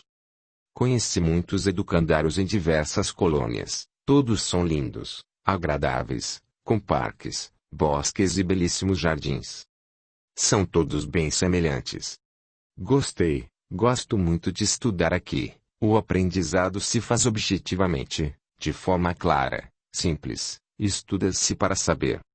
É triste ver amigos sofrerem quando seus familiares não aceitam sua morte física, chamam-os chorando em desespero e eles sentem. Às vezes entram em crise e choram, são ajudados nessas ocasiões pelos orientadores que quase sempre os adormecem para que se recuperem. Todos sentem, no começo, muita saudade. Se os entes queridos encarnados compreendem, ajudando-os, tudo fica mais fácil. Crianças e jovens acostumam-se facilmente, talvez porque não estejam ligados muito à matéria, a bens que julgam possuir. Ao compreenderem a vida como um todo, com seus períodos encarnados e desencarnados, aceitam e amam a vida desencarnada, às vezes bem mais que a encarnada. Aqui não sinto frio nem calor, não tenho dores, estou sempre calma, comungando com as vibrações locais. Os recém-chegados ficam sempre com internos de mais tempo e, se possível, com os que já conhecem ou conheceram encarnados para ser ajudados por eles. Conversa-se sempre sobre familiares, como desencarnaram, estudos etc. Todos podem saber notícias de seus entes queridos, receber, em alguns casos, visitas de alguns membros da família encarnada e de familiares desencarnados que já foram socorridos e que estão bem espiritualmente. Quando estamos aptos, isto é, quando já nos acostumamos, entendemos, podemos visitar a família encarnada, primeiramente acompanhados por orientadores, depois sozinhos em certas ocasiões especiais. E, quando se aprende a ser útil, podemos em algumas ocasiões ajudar os que amamos, sem, contudo, fazer as lições que lhes competem. A morte do corpo não deve amedrontar, deve-se viver encarnado no bem, ter a consciência do dever bem cumprido de que a mudança virá com a desencarnação. Nunca devemos chorar desesperados de revolta pelos que desencarnam. Afetos ausentam-se, orar por eles com sinceridade, carinho, otimismo, ajuda-os muito, porque necessitam se acostumar com a nova forma de viver. Pais cujos filhos desencarnaram na infância e adolescência, saibam que esses educandários são lindos, agradáveis e que aqui somos felizes. Só nos entristecemos quando sabemos que sofrem desesperados por nossa partida. Porém, os sofrimentos com compreensão, resignação, não nos atrapalham. Seria muito pedir para que se alegrem, mas se acreditarem nesta narração poderão se tranquilizar. Somos felizes. Devemos aprender a ter esperança. Esperança é esperar um futuro melhor. Fé é crer nesse futuro. Trabalho é construí-lo. Amar é ter tudo facilitado. Aprender é bem compreender a vida. A vida é una. Com coragem, passamos por seus diversos períodos. A vida é contínua. Amo viver. A vida é linda. Soninha. 5. O amor anula o karma. Passei mal de madrugada, senti fortes dores no peito e falta de ar. Fui levado para o hospital, o médico internou-me na UTI, vi as primeiras medicações, depois fui perdendo os sentidos, a noção de tudo, senti como se dormisse. Acordei num local estranho, numa enfermaria, com roupas que não eram minhas, num leito confortável, e um simpático enfermeiro veio solícito até mim. Senhor Benedito, como está? Bem. Não sei nem o porquê, mas desconfiei que algo de extraordinário acontecera. As lembranças da dor, do hospital vieram-me com outras bem estranhas. Vi meus meninos, adultos, porém, para mim, sempre meus meninos, chorando de mansinho, orando por mim. Fiquei a cismar um tanto confuso. O enfermeiro simpático sentou-se ao lado do meu leito. Senhor Benedito, com que se preocupa? Tinha vergonha de conversar com estranhos, ainda mais se esses estranhos fossem como o enfermeiro, educado, pessoa instruída. Porém ele era tão agradável, seu sorriso tão bondoso, que acabei falando. É que é estranho isto aqui, estou confuso. O senhor poderia dizer o que aconteceu comigo? O seu corpo morreu e... Ufa! Só isso? Vive agora em espírito e está entre amigos. A esposa do senhor está aí fora, não quer vê-la? Sim. Quero. Sara, minha esposa, havia desencarnado muito tempo atrás, sofri muito com a separação, nos queríamos muito bem. Sara entrou na enfermaria, sorrindo. Dito, meu dito. Que alegria vê-lo. Ver Sara foi uma felicidade, abraçamo-nos contentes, conversamos muito. Sara vinha visitar-me 3 vezes por dia, recuperei-me logo. Não estranhei o plano espiritual, o posto de socorro para onde fui levado.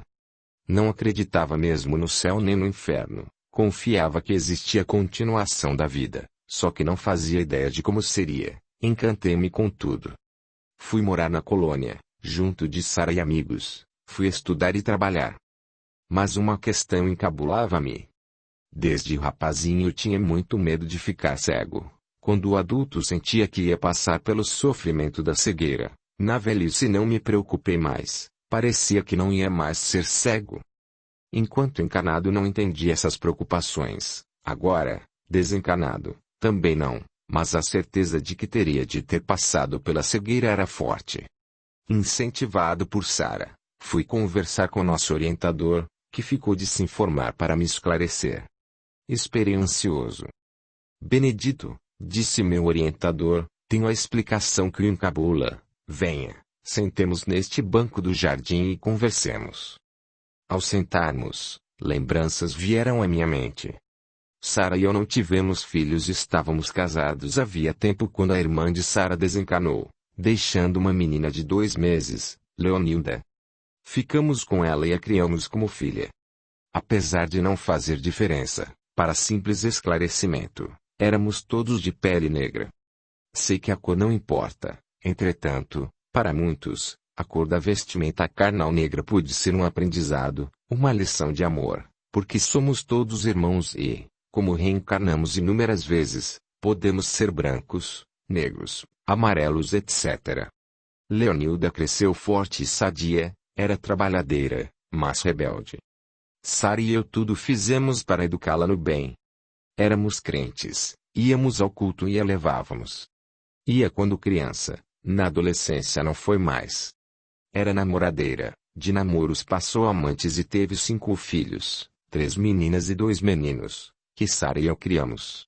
Quando o último filho de Leonilda tinha 2 meses, um homem a matou numa briga esfaqueando-a.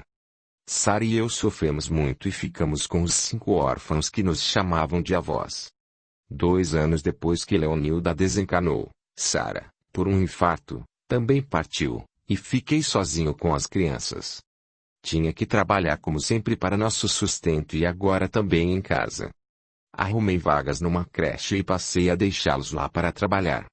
Uma vizinha levava-os pela manhã e buscava-os à tarde.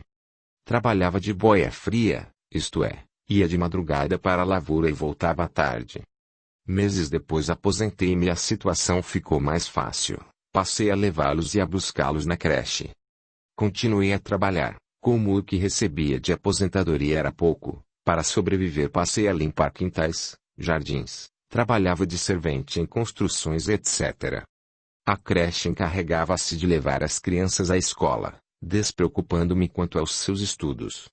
Desde que Sara desencanou, passei a fazer todos os serviços de casa, lavava, passava, cozinhava, limpava etc., isso de madrugada e à noite.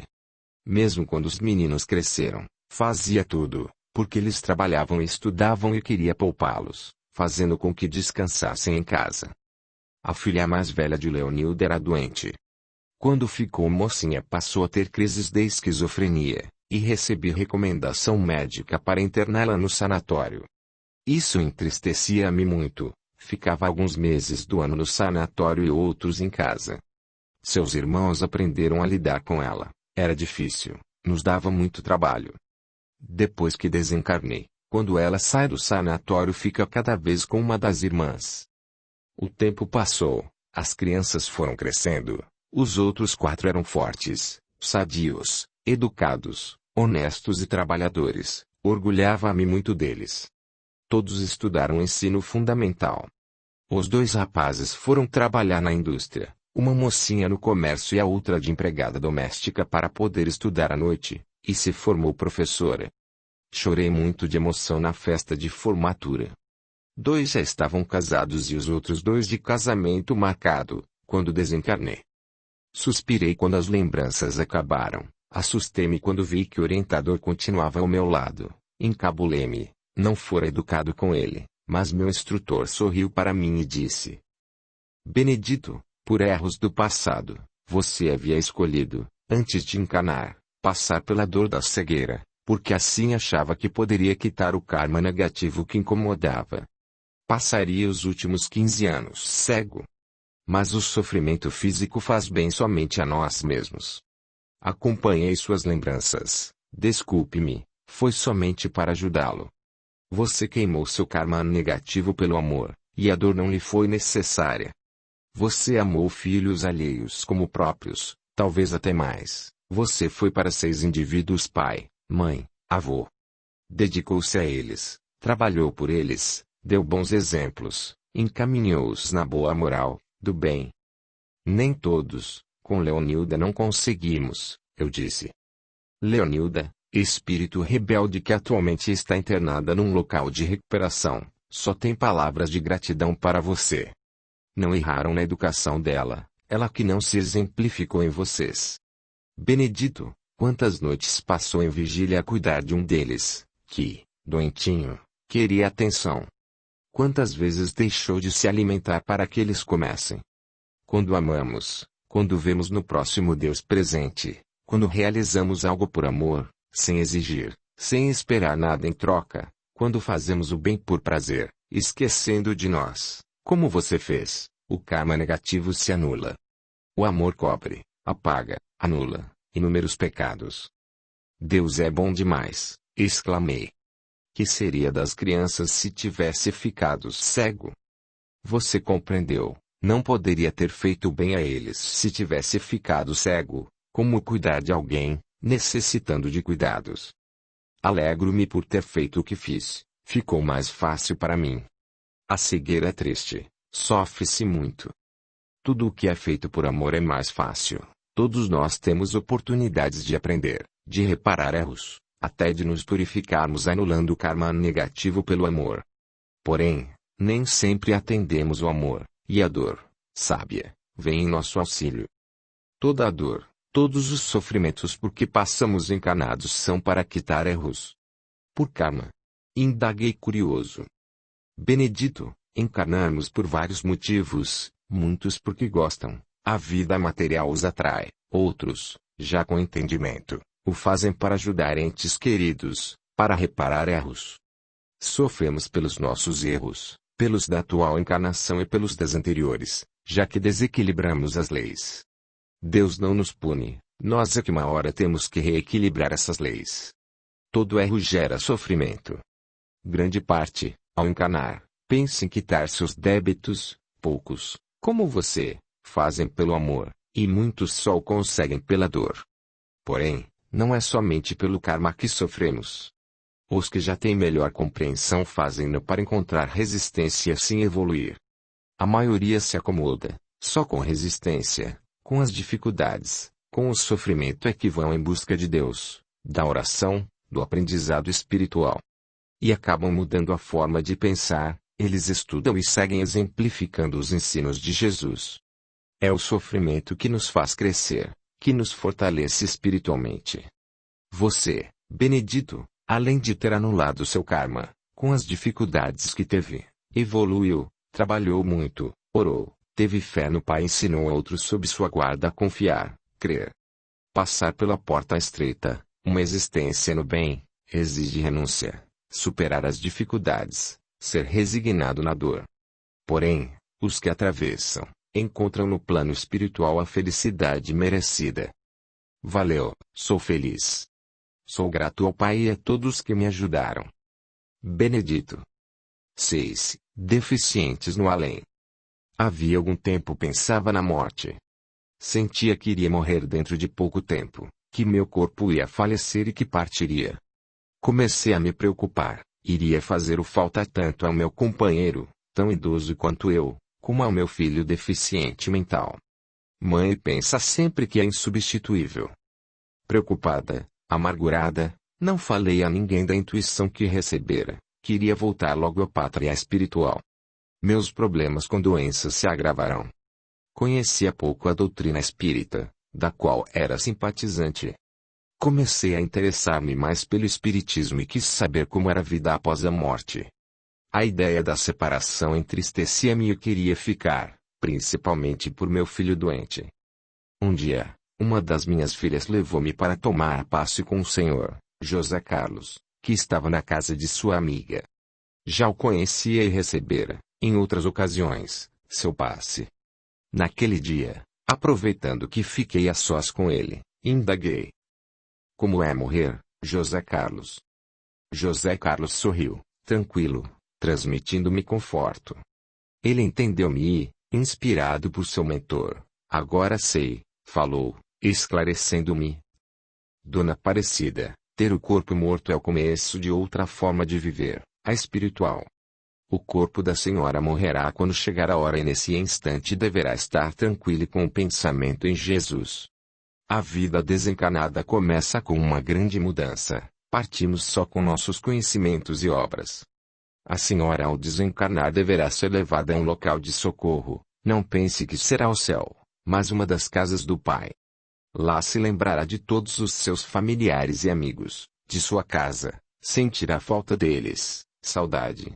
Porém, desde já, deve entender que não tem retorno, o corpo morre e não se deve voltar a casa, ao lar, sem permissão. Aceitando, tudo fica mais fácil e deverá esforçar-se por acostumar. Recordo à senhora que ninguém é órfão do amor de Deus. Seu filho, antes de ser da senhora, é filho de Deus, porque não o confia ao Pai. Sua deficiência deve ter uma causa justa, não se prenda a ele, não é bom para ninguém. E, se ela passar pela orfandade de mãe, deverá ser outro aprendizado de que necessita. Outras pessoas o amarão e cuidarão dele, por seu amor. Esses esclarecimentos claros e objetivos fizeram-me grande bem. Minha doença se agravou, prendendo-me ao leito.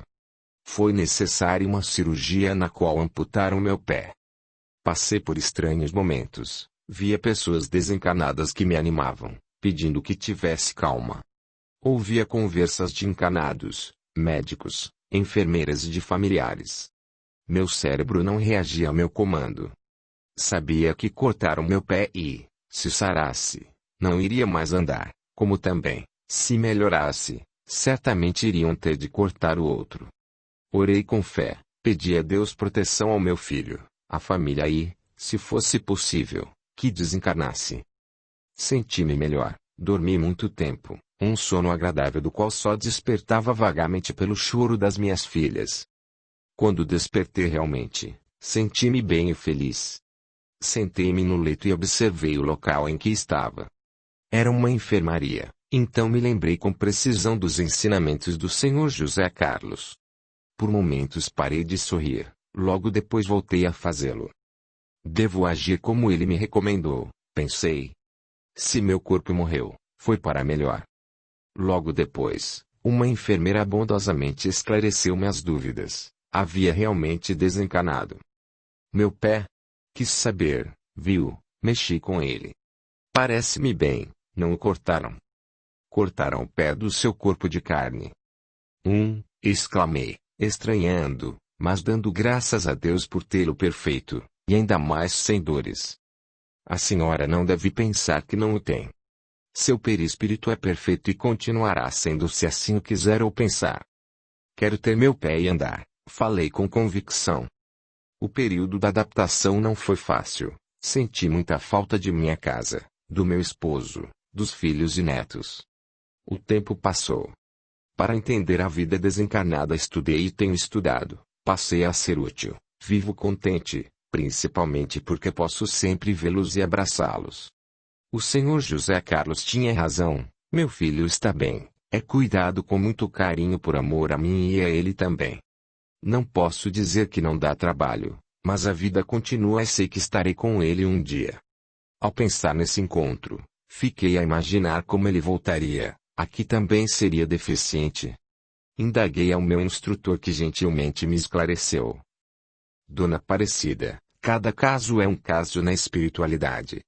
Seu filho teve o cérebro lesado por influência de seu perispírito doente, doença provocada por ele mesmo, numa vida anterior, pela embriaguez.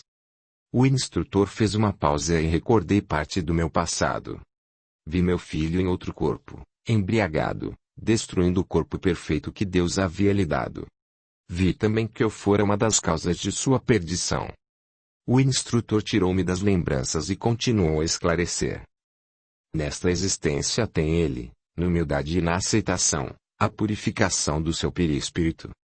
Quando desencanar, ele poderá ser socorrido, trazido a uma colônia e, após um tratamento em um dos nossos hospitais, se reabilitará e se tornará sadio. Que bom, exclamei. Porém, não é com todos os deficientes que acontece esse fato. Muitos, não tendo o corpo físico perfeito, se revoltam e não acham justo seu sofrimento. Alguns desencarnam com o perispírito tão doente quanto o corpo, e poderão reencarnar ainda deficientes, embora com deficiências mais suaves. O assunto interessou-me muito e, sempre que possível, indago sobre ele. Converso com pessoas que quando encarnadas foram deficientes, ou que tiveram partes do seu corpo físico extirpadas, para saber o que sentiram e como voltaram ao plano espiritual. Por ser interessante, narro a vocês. Os que sofrem com resignação têm no corpo doente a cura do espírito.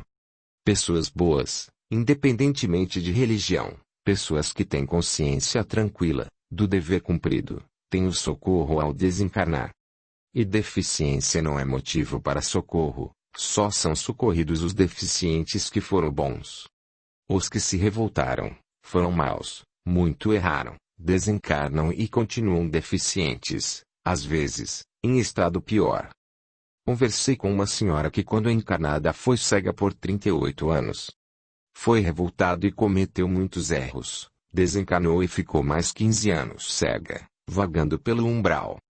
Cansada de sofrer, arrependeu-se. Foi socorrida e levada por benfeitores a uma incorporação no centro espírita onde, com fluidos de encanados, pôde sanar a cegueira. Há muitos casos parecidos de pessoas que, ao desencanar, continuam sofrendo com suas deficiências e, ao serem socorridas, são levadas a uma incorporação, em que é mais fácil se tomarem sadias pela doação de fluidos de encanados.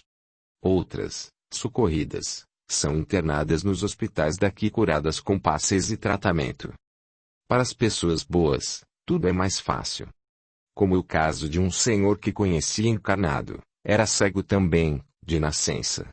Pessoa boníssima, ele trabalhava para seu sustento, benzia, curando e ajudando as pessoas, com suas orações. contou-me que sua desencarnação foi como dormir. Ao acordar, abriu os olhos e enxergou, embora visse tudo embaralhado. Gritou de felicidade. Um médico do hospital para onde fora levado lhe explicou sua situação de desencarnado, aplicou-lhe passes e ela passou a enxergar nitidamente. Foi uma grande emoção. Ele adorou ter desencarnado. É hoje um grande benfeitor e disse que sua cegueira levou-o a caminhar para o progresso, o que não fez enxergando. Ele é feliz. Conversei com um rapaz que foi encarnado paralítico. Com dificuldade, movia somente a cabeça e as mãos. Encarnou assim e desencarnou na adolescência. Falando de sua vida, contou-me que destruiu na outra existência seu corpo perfeito num suicídio consciente, pulando de um penhasco. O remorso impediu-o de reconstituir o perispírito. Sua mãe nesta encarnação fora também na outra. Excelente mãe em ambas as encarnações, ao saber que ele ia encarnar deficiente pediu, implorou, para que fosse sua mãe novamente. Ela não confiava o filho a ninguém. Encarnou em família espírita, teve todo o apoio e carinho. Sofreu muito como encarnado, dores e tristezas, mas não se revoltou. Desencarnar para ele foi maravilhoso, dormiu para acordar aqui entre parentes e amigos. Logo que tomou conhecimento de sua desencarnação, pôde se mexer, e com algumas horas de tratamento, quando lhe foram anuladas as impressões do corpo físico, pôde andar, correr. Hoje, anos depois, ele ainda gosta de correr pelos jardins, pular e dar piruetas. E terminou contente sua narração, falando que aprender é dar valor ao corpo físico e que é muito feliz por Deus ser Pai amoroso, não punindo pela eternidade erros de momento. Conversei com muitos que foram deficientes enquanto encarnados, e surdos, mudos, aleijados ou débeis mentais. Os bons foram socorridos de imediato e, após tratamento, tornaram-se sadios. Os que vieram com más ações, os desprovidos de merecimentos, sofreram, vagaram como outros quaisquer que fizeram as mesmas ações más. Todos agora dão muita importância ao aprendizado que tiveram e dão muito valor à bênção do corpo físico sadio. Também me interessei por pessoas que tiveram, como eu, partes do corpo amputadas, e algumas viveram anos assim encarnadas. A primeira impressão que tiveram ao desencarnar é que continuavam sem o membro extraído. Alguns, conscientes de que o perispírito era normal, assim se tornaram. Outros, ao serem socorridos, necessitaram de um tratamento psicológico para que fosse reconstituído o membro que faltava. Em casos de crianças e adolescentes, a reconstituição é mais fácil, por não estar enraizada a falta do membro, mesmo que a anormalidade tenha sido de nascença. Crianças e jovens aceitam sugestões mais facilmente, tornando-se perfeitos em curtos períodos. Tive notícias de alguns deficientes encarnados que, ao desencarnar, tornaram-se rapidamente normais, sadios, pois tiveram consciência do porquê e para que foram deficientes, viveram no bem e para o bem. Tudo indica que o saber, conhecer, torna tudo mais fácil. É isso que a doutrina espírita nos dá e tantos repelem. Audiolivro realizado pelo canal Surya Chand Audiobook. Conheci um homem no tratamento psicológico que, encarnado, teve o corpo perfeito. Desencarnou e o remorso fez com que seu braço direito desaparecesse. Quando encarnado, no impulso de raiva, surrara sua mãe, ela caiu, bateu a cabeça e desencarnou. O fato foi dado como acidente, ele viveu muitos anos ainda encarnado.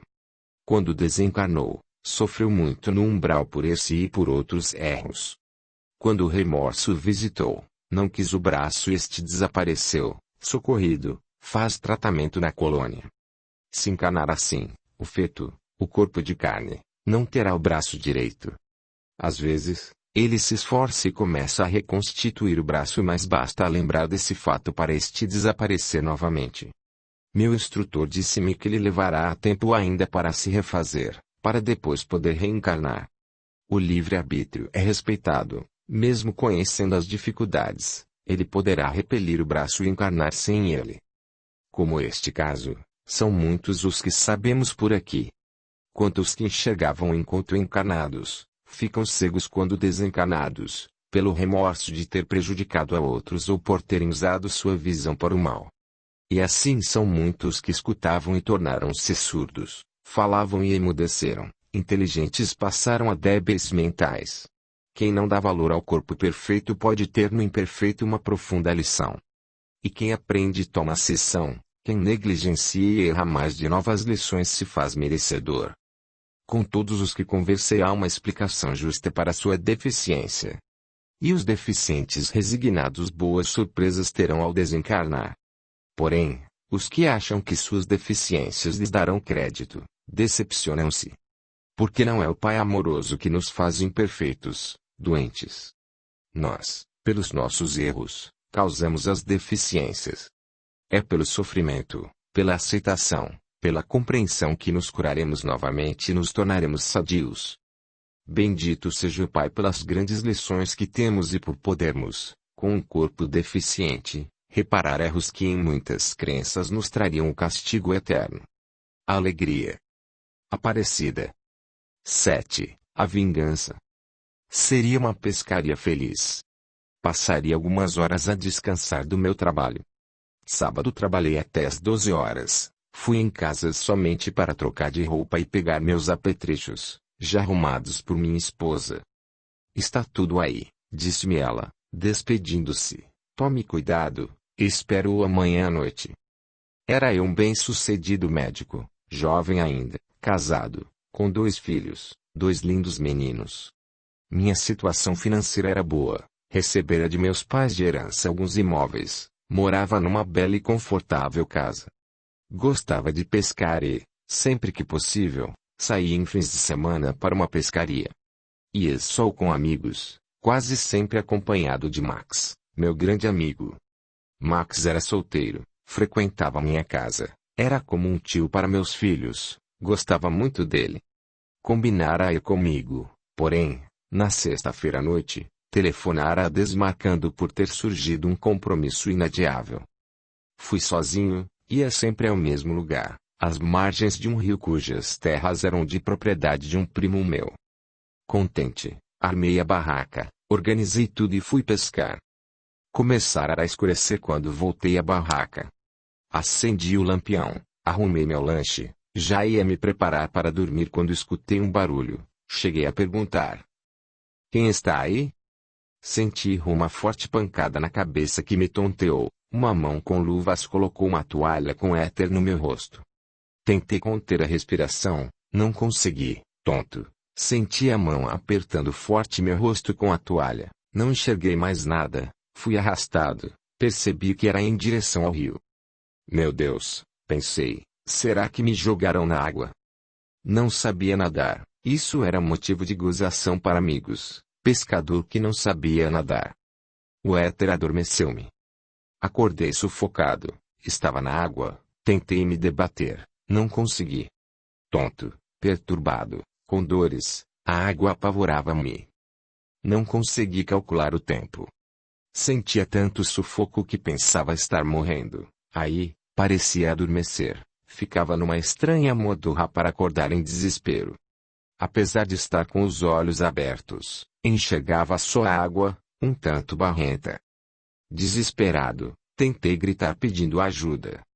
Não conseguia, meus membros não me obedeciam e a correnteza parecia levar-me devagarinho. Que sofrimento! Que desespero! Não conseguia coordenar meus pensamentos, sofri tanto que pensei não ter fim àquela agonia. Até que senti que me puxaram e me arrastaram para as margens, estava debruçado, senti meu rosto na terra, viraram-me. A luz solar cegou-me por momentos. Depois, vi 2 vultos masculinos examinando-me. Deve ser o doutor que procuram, morreu mesmo. Já começa a se desmanchar. Fico aqui e você vá rápido avisar que o encontramos. Meu Deus! Ajuda-me. Pela primeira vez lembrei-me de Deus. Acreditava em Deus sem lhe dar muita importância ou questionar sua existência. Tinha uma religião ou dizia ter, indo aos seus cultos raramente por razões sociais. Sofrendo como nunca pensei ser possível, lembrei-me de Deus. Onde estava pude ver partes do meu corpo, Estava com minhas vestes rasgadas e o corpo se decompunha. Meu corpo estava morto, não eu. Sentia-me vivo, com dores e sufocado. Como pode? Que fenômeno aconteceu comigo? Meu corpo morreu e me sinto vivo. Só Deus pode me ajudar. Somos realmente eternos e devo estar passando pelo inferno, não em fogo, mas em água. Deus, socorra-me, supliquei, angustiado. Nesse instante, escutei. Rogério, dê-me sua mão, ajudo você. A voz não era estranha, ouvi dois vultos, o do homem que ficara e o de um outro diferente, de uma mulher que falou comigo. Senti que era minha avó, que há tempo desencarnara. Vovó, ajuda-me, por favor, sofro tanto, pensei. Ela não me respondeu, passou as mãos sobre mim, pelo meu corpo e com um arrancão levantou-me e colocou-me sentado numa pedra, continuando a passar-me suas mãos. Vomitei muito, senti um certo alívio, a água já não me sufocava tanto. Respire devagar, não se afobe mais, minha avó falou. Agora, beba isto, devagar. Tomei um líquido quente que me aqueceu e pude respirar um pouco aliviado. Olhei para ela, continuava a ver só seu vulto. Olhei para o chão, aos meus pés estava meu corpo, todo sujo, inchado, pele lustrosa, olhos arregalados, horrível. Exclamei sentido, assustado com minha voz. Consegui falar. Meu Deus! Meu Deus! Senti sono, abraçado por minha avó que me socorria, adormeci. Acordei um tanto sufocado, confuso, ergui a cabeça, o local estava claro e, aliviado, pude ver, estava numa enfermaria. Por um instante, iludi-me. Estou vivo, exclamei. Sente-se melhor, meu neto? Suspirei triste ao ver minha avó. Ela pegou minha mão, sorriu meigamente. Morri, exclamei. Não pense na tragédia. Só seu corpo morreu, você está vivo em espírito. A vida continua quando deixamos apodrecer o corpo de carne. Fechei os olhos, adormeci novamente. Aos poucos fui melhorando, livre das dores, da sufocação, ficava no leito quieto, apático. Vovó tentava conversar comigo, respondia com monossílabos. Nem grato era pelo socorro que tivera. Pensar no que sofri trazia-me impressão de sofrimento, isso me fazia mal, mas pensava. Reconstituí os fatos. Fui assassinado. Por quem?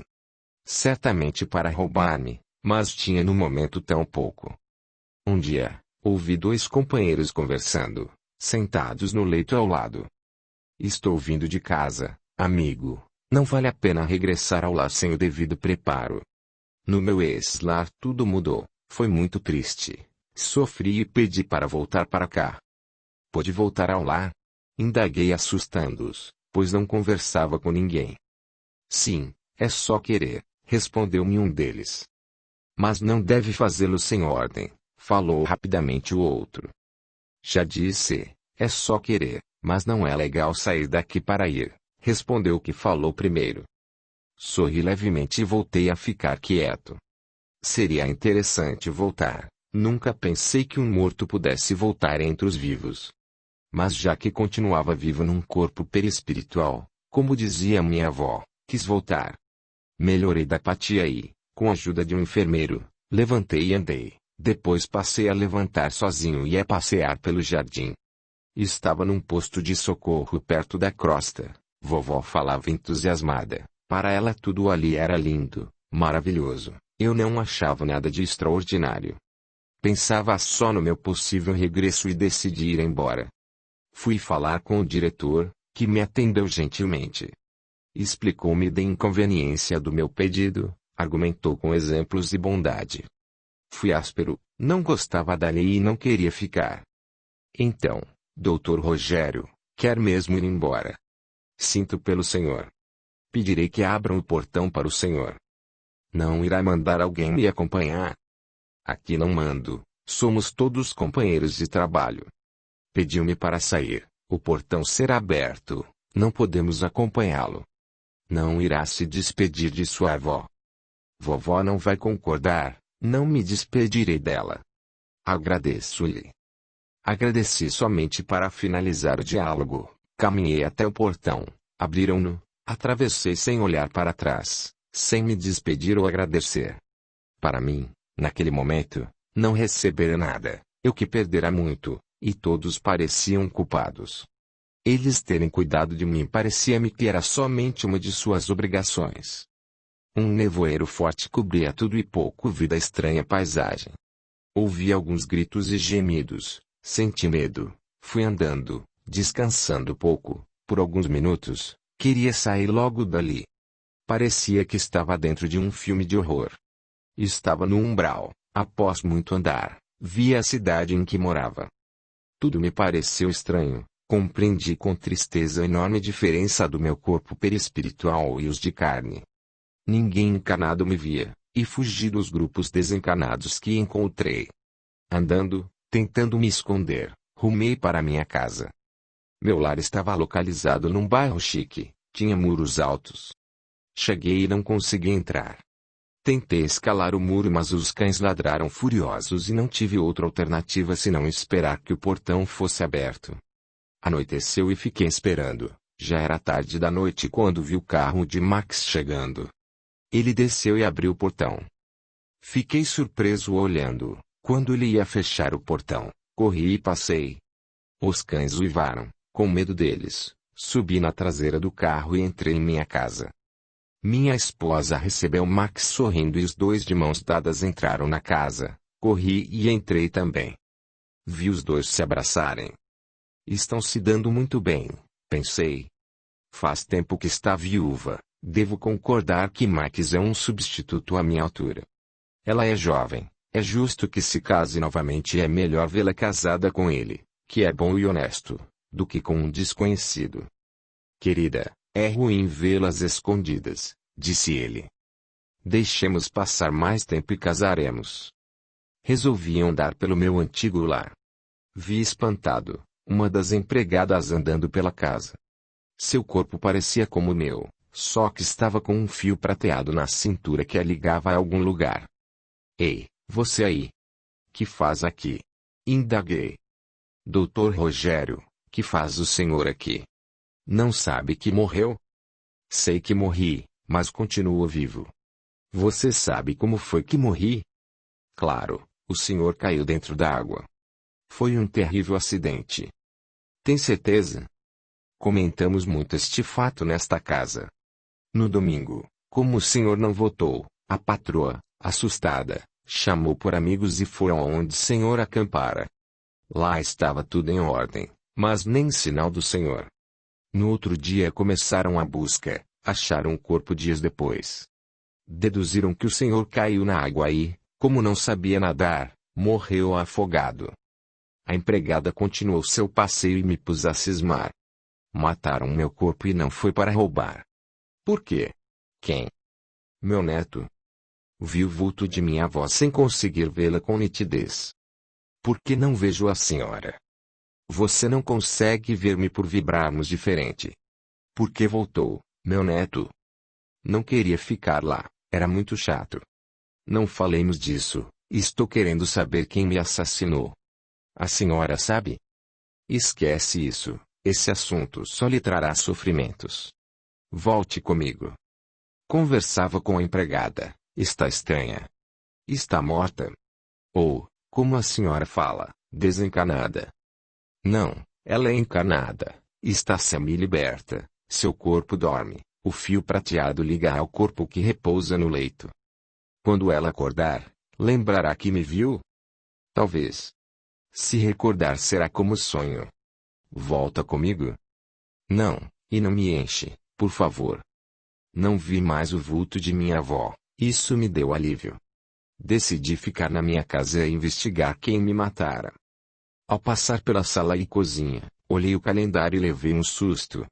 O sofrimento faz o tempo parecer lento, não havia perguntado a ninguém, mas, para mim, já haviam se passado anos que desencanara e descobri que tudo acontecera exatamente há 4 meses. 4 meses. Só isso? Como Max e minha esposa estão juntos. Acho que é por aí que devo começar minha investigação. Não foi difícil descobrir. Na noite seguinte, escutei minha esposa conversando com Max. Descobri que eram amantes há tempo, traíam-me há anos. Ela não queria se separar de mim, para não ficar sem o meu dinheiro, pois éramos casados com separação de bens. Os dois, querendo ficar juntos, planejaram matar-me. Foi Max, a pessoa de quem muito gostava e em quem confiava, que me assassinou. Conhecendo meus hábitos, ele foi escondido até meu acampamento e facilmente me atingiu na cabeça e me adormeceu com o éter, jogando-me na água. Certificando-se que afundara, apagou os sinais que ficaram no chão onde me arrastara, levou meus apetrechos de pesca até o barranco e voltou. Tudo fácil. Revoltei-me, senti um ódio forte e decidi vingar-me. Meus filhos ficavam muito com meus sogros e agora parecia que moravam lá, vinham em casa somente para visitar a mãe. Ao sentir revolta e ódio, comecei a ter dores e falta de ar.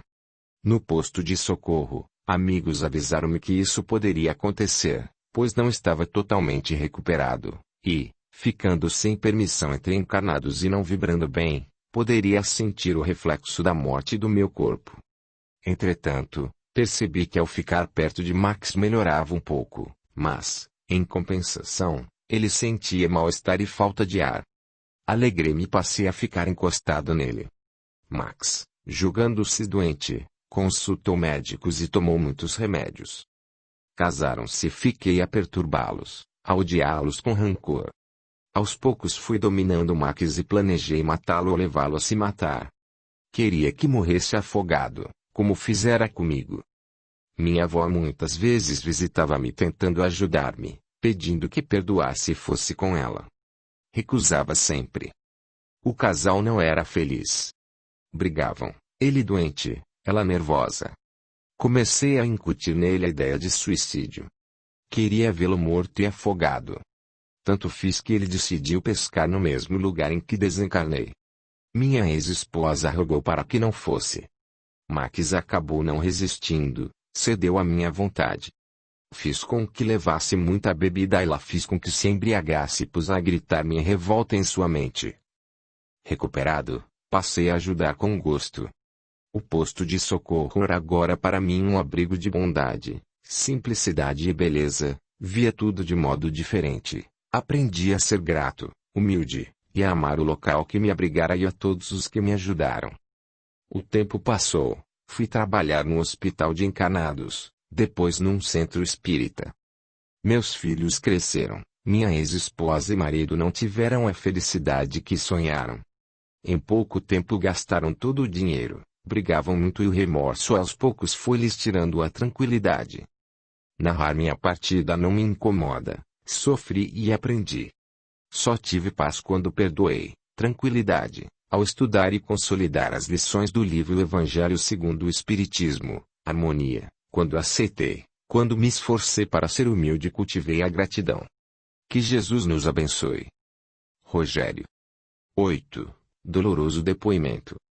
Estava desencantada com a vida.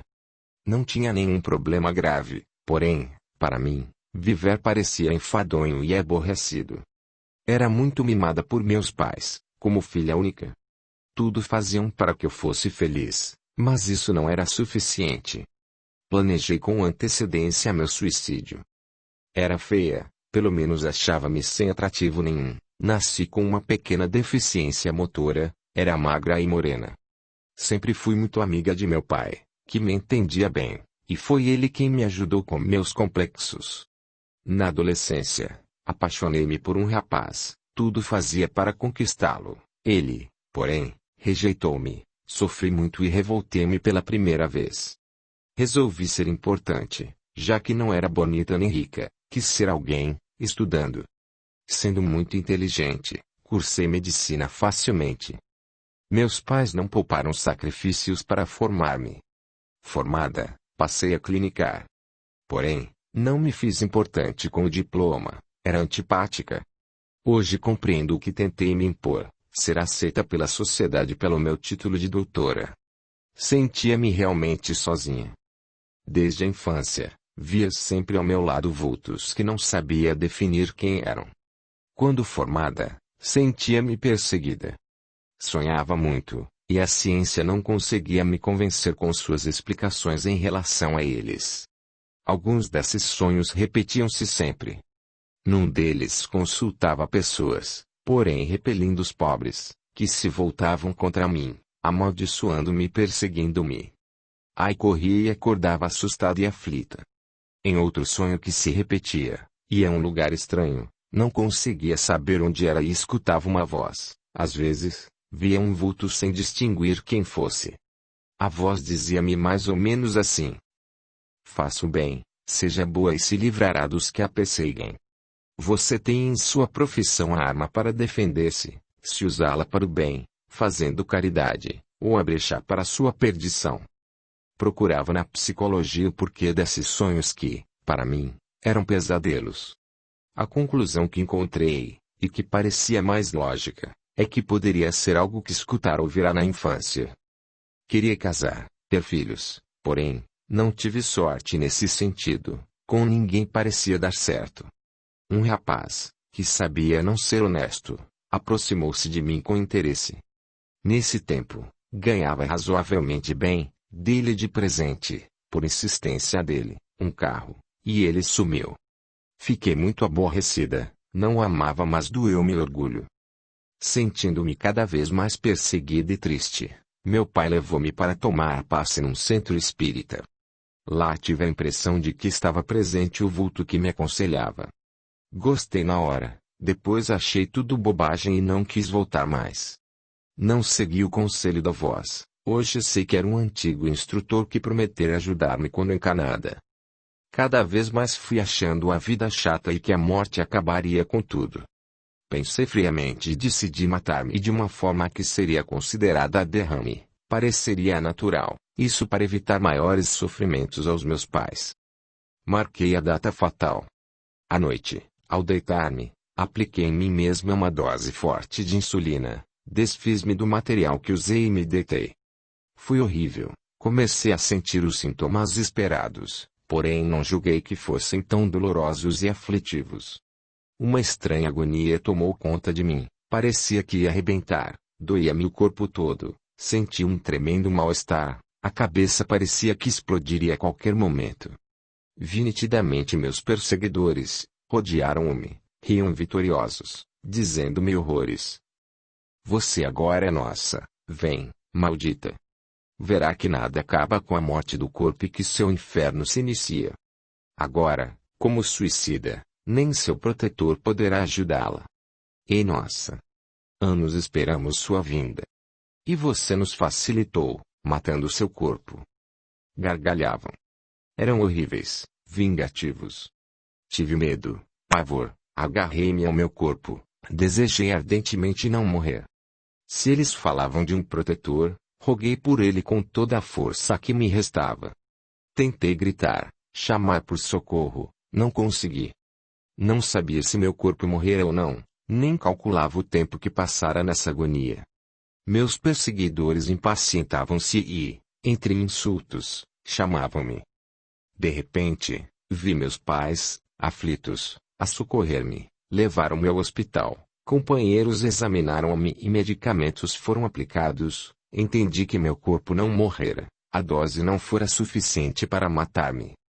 Lesei meu cérebro de modo irreversível, tornei-me um vegetal, não me movia, não falava, escutava sem entender ao certo, enxergava somente, mas às vezes confundia as imagens, via sem entender o que eram. Meses fiquei assim. Do hospital, fui conduzida para casa. Aí compreendi o quanto fora egoísta e como fizera meus pais sofrerem. Eles amavam-me muito e foi com grande dedicação e carinho que cuidaram de mim. Algo acontecia comigo sem que entendesse, meu corpo estava inerte, o cérebro lesado, porém conseguia entender muitos dos acontecimentos que me rodeavam. Hoje sei que entendia pelo espírito. Continuei a ver meus perseguidores, eles não se apiedaram de meu sofrimento, riam e debochavam do meu estado. Como também me falavam de acontecimentos do passado, de outra encarnação em que os havia prejudicado e exigiam cobrança. Eram 12. Diziam que nem todos os que prejudicara estavam ali. Muitos haviam me perdoado e seguiram seus caminhos. Fizeram-me recordar, fora um médico inteligente de muitos conhecimentos que cobrava a preço de ouro meus serviços. Deixei morrer sem querer atender a muitos pobres e alguns deles e de seus parentes ali estavam. Usando a profissão, matei 4 pessoas, e de 2 recebi dinheiro para fazê-lo. Um homem que fora amante de uma senhora importante pagou-me para livrar-se dela. Outra, uma mulher, matei a pedido do marido, para que ficasse viúvo. E minhas 2 amantes foram mortas para eu ficar livre delas. Não havia dado valor a fetos e deles abusara. Sofri muito quando desencarnei. Socorrido, reencarnei logo após um período de estudos, bem longe, em outro país, num corpo de mulheres sem a beleza que tivera anteriormente. Mas quem não perdoa, não descansa, sofre e anseia fazer sofrer, acabaram por achar-me. Entendo agora os conselhos que bondosamente recebi em sonhos. Se fizesse pela medicina nesta vida a reparação do mal que cometera, eles não me poderiam atingir e poderia ajudá-los fazendo com que me perdoassem. Mas nada fiz, ou pouco fiz. Eles, com rancor, tudo fizeram para enfadar-me, até sugestões deram a meu namorado para que sumisse. Aplaudiram minhas ideias de suicídio, incentivando-me. Porém não me forçaram e não poderiam. Suicidar-me, ou não, cabia a mim, ao meu livre-arbítrio, fui responsável por meu ato. E sofri muito por isso. Nesse período de inércia fui tratada com carinho, banhavam-me, alimentavam-me e comecei a fazer o fisioterapia para tentar forçar meus movimentos. Não mais vi o vulto nem ouvi mais os conselhos daqueles que tentaram alertar-me, o protetor, segundo os perseguidores. Meu pai teve a feliz ideia de pedir ajuda a grupos espíritas, que caridosamente foram até em casa. Ao tomar passes, fazia-se um círculo amarelo em minha volta e as entidades que me perseguiam não conseguiam se aproximar, nem os ouvia. Foi um alívio. Esse círculo ficava por horas ou dias, bastava que pensasse algo de ruim, rancor ou revolta, para que ele sumisse. Aos poucos foram diminuindo os que me perseguiam. Segundo um deles, um que eu assassinara, os bons espíritos estavam convencendo-o a perdoar em troca de socorro, e os desertores, como dizia, estavam indo embora. 2 senhoras bondosas e agradáveis, às quais sou imensamente grata, passaram a visitar-me com frequência, e não só me aplicavam passes como também falavam para que pudesse ouvir. Aconselhavam-me a orar e a pedir perdão a Deus. Comecei a orar como diziam, não as preces decoradas, mas as que saíam do coração. Escutava os textos que liam de livros espíritas, entendia-os pelo espírito, às vezes bem, outras de forma confusa. Arrependi-me sinceramente de meu ato deslocado, pedi inúmeras vezes perdão a Deus e aos meus perseguidores, que foram diminuindo até que os 3 últimos, mais rancorosos, perdoaram-me e foram embora. Senti-me definhar, tinha muitas dores. Uma simples dor de dente ou de barriga incomodava-me muito e eu nem conseguia indicar onde doía. Apesar de muito sofrimento, sentia-me tranquila, se os espíritos que me perseguiam perdoaram-me, Deus também, certamente. Cada vez mais orava e meditava. Um dia, após profunda meditação, ouvi a voz amorosa do protetor. Pedi-lhe perdão, meu espírito emocionado vibrou de contentamento, quando escutei. Perdoo, todos a perdoaram, você também deve perdoar-se. Logo seu corpo morrerá, esteja em paz. As dores pioraram, senti enorme fraqueza, levaram-me para o hospital onde desencarnei. Nada havia do meu desligamento, senti-me dormir. Acordei sentindo-me melhor, pelo menos consegui falar e fui informada pelas bondosas pessoas que me atendiam que desencarnara e eu estava numa enfermaria de recuperação, num hospital de socorro a suicidas. O tratamento foi longo, bastava pensar no meu ato para me sentir paralisada. Pacienciosos, os abnegados trabalhadores ajudaram-me. O remorso dói terrivelmente. Mas a vida continua, entristecer-se com os nossos erros não os anula, assim, resolvi reagir. Melhorei, Passei a estudar e a trabalhar em pequenas tarefas, ajudando os mais necessitados. Sinto-me melhor, fortaleço-me, não reencarnarei logo, quero preparar-me porque não será fácil minha vida encarnada. Necessito aprender a dar valor à vida física alheia e à minha própria. No hospital onde fui socorrida vi e tenho visto muito sofrimento, e quanto sofre o suicida. Na espiritualidade não há cópias. Na morte de suicidas, as dores não são iguais. Interessei-me pelos relatos dos companheiros e indaguei sobre o assunto. Graças a Deus, não desencarnei no momento em que lisei meu corpo, e pude ter a ajuda de pessoas boas, que me orientaram. Arrependi-me, roguei perdão a Deus, desencarnei e fui socorrida por espíritos bondosos que me ajudaram juntamente com os espíritas encarnados. Mas nem sempre isso acontece. O remorso não anula o fato. Ter remorso é reconhecer com sinceridade o erro e, se pudesse voltar atrás, não o teria cometido. Pedir perdão é pedir um recomeço, pedir ajuda é querer socorro. Porém, as consequências do ato estão em nós. Na espiritualidade não é taxado nem tempo nem sofrimento para determinado erro. A maioria dos suicidas conscientes não se arrepende de imediato, tomando seu sofrimento maior. Suicidam-se por estarem insatisfeitos, por se sentirem infelizes. Passam para a vida espiritual e em nada se modificam, continuam infelizes, seus problemas não foram resolvidos, mas agravados. Pensam que com seu ato deslocado forçarão os outros a lhes fazer a vontade, e isso não ocorre, então se desesperam. Muitos se perturbam tanto que enlouquecem de dor e desespero. Em outros o ato infeliz fica gravado na mente, assim, veem e sentem seu fim, sem descanso.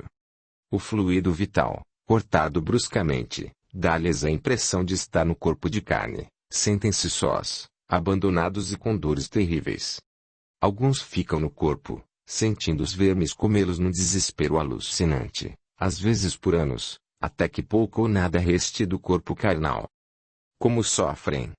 Muitos vagam sem consolo, sofrendo dores atrozes nos vales, nas furnas do baixo umbral. Os horrores são tantos que o livro Memórias de um Suicida, psicografado por Ivone A. Pereira, dá aos encarnados que o leem uma pequena visão, por não ter podido o autor narrar tudo o que viu e sofreu. Eu, sendo perseguida por entidades vingativas, fui culpada. Sim, sinto-me culpada, arrependida e perdoada. Meu livre-arbítrio foi respeitado, não houve obsessão, assediaram-me com sugestões, tive, como muitos têm, alguém bom ajudando. Atendemos às sugestões de quem queremos, ou dos bons ou dos ignorantes. Mas se a obsessão for constatada e o obsidiado se suicidar, mesmo o obsidiado, só se suicidará quem se afinar com a ideia. Mas, nesses casos, leva-se em conta a perturbação que tinha no momento, como em casos de doentes mentais. Não se comete injustiça na espiritualidade. Porque alguns suicidas sofrem muito tempo, outros não. Depende muito de a pessoa se arrepender com sinceridade e chamar por ajuda. Muitos dos que sofrem por muito tempo não o fazem somente pelo crime do suicídio, mas também por outros erros, por outras más ações.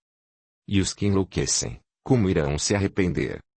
Estes são observados com carinho pelos socorristas que, quando julgam ser o momento certo, os levam para um socorro. Muitos suicidas têm consciência do seu estado, socorridos, recuperam o raciocínio, podem estudar, e outros não. Por quê? Conseguir recuperar o raciocínio depende de muitos fatores, como do tempo que ficou em sofrimento vagando, do remorso, se é destrutivo ou não, porque muitos não querem se perdoar nem pedir perdão. Realmente, muitos socorridos em hospitais no plano espiritual, tratados com bondade e carinho, não conseguem se recuperar, só a bênção da reencarnação é o remédio necessário. Porque o modo de sofrer não é igual para todos os suicidas. Nem poderia ser igual. Como já disse, há os suicidas conscientes e que se matam num momento de desespero. Alguns se arrependem logo, outros não. Muitos vêm acompanhados de ações más, outros não. E o modo de sofrer não pode ser igual. Uns ficam no corpo por não ter havido desligamento natural, outros são atraídos para furnas, vales do umbral, ou são levados porque seus fluidos são tão fortes e angustiantes que não é bom que vaguem entre encarnados, embora alguns fiquem, assim mesmo. De qualquer modo, o sofrimento é terrível. Não se despreza um veículo tão precioso para nosso desenvolvimento como o corpo físico, matando por livre vontade, sem sofrer as consequências. A reação vem em seguida. Muitos, ao se conscientizarem do erro que cometeram, não se perdoam, acham que o inferno, sofrimento, lhes será eterno. Esses são os mais difíceis de serem socorridos, porque não querem auxílio. As cenas de seu ato ficam-lhes na mente, como as dores da desencarnação. Alguns sentem despencar das alturas, o tiro ou o veneno que corrói, como aconteceu comigo, a paralisia, o mal-estar. Vi, sem descanso, por muito tempo, a cena terrível com todos os detalhes. Necessitei de muito tratamento para melhorar. Entendi que foi o remorso que me fazia ver e sentir tudo. Como na espiritualidade não se cobra sofrimento por eixo, cada um sofre de um modo, cada doente toma o remédio de que necessita. Um suicida, ao reencarnar, traz as marcas do seu ato. Depende muito, os que não conseguem se recuperar, sim. Os outros, em grau menor. Acredito que, ao destruir o corpo carnal por livre-arbítrio, ferimos profundamente o perispírito que, mesmo socorrido, poderá marcar o novo corpo em encarnação futura. Porém, cada caso é estudado com atenção e carinho pelos orientadores que educam os suicidas. É verdade que um suicida trará, nas próximas encarnações, a vontade de se suicidar? Eu penso que terei um medo pavoroso de cometer novamente o mesmo erro. Aqui temos estudado muito este ponto para que não pensemos nisso e para que nos fortaleçamos do aprendizado para não cometer o mesmo erro. Mas tenho conhecimento de alguns internos do hospital que já não é a primeira vez que matam seu corpo carnal. Normalmente quem se suicida é egoísta. Num egoísmo grande, mata seu corpo sem pensar se isso causará ou não sofrimento aos entes queridos. Normalmente, quer que a vida encarnada lhe seja favorável, quer que as pessoas que o cercam lhes façam à vontade. Tal não ocorrendo, não quer viver. E preciso lutar e vencer o egoísmo, aprender a aceitar as lições de dores da vida encarnada e os sentimentos, o modo de ser, dos que nos cercam. O suicida ao reencarnar tem que vencer todas as tendências que o levarão a ter ideias de suicídio, porque novamente encarnado enfrentará problemas e terá de superá-los. Meu objetivo nestas perguntas e respostas foi o de orientar, são indagações que fiz a instrutores e o que sempre escuto entre os companheiros. Como também contar minha triste história, de uma desertora que, pela bondade de muitos, se recuperou. Afirmo isso para não repetir o mesmo erro e, se possível, evitar que outras pessoas errem. Porque, a meu ver, não existe dor maior que a sentida pelo suicida. Nenhum motivo justifica tal ato, cujo sofrimento parece eterno, infindável, e só com a bênção da reencarnação podemos esquecer nosso erro, ter paz e força para recomeçar. Agradeço a todos os que me ajudaram, ao Pai misericordioso pela infinita bondade e amor dando sempre aos seus filhos a oportunidade do recomeço.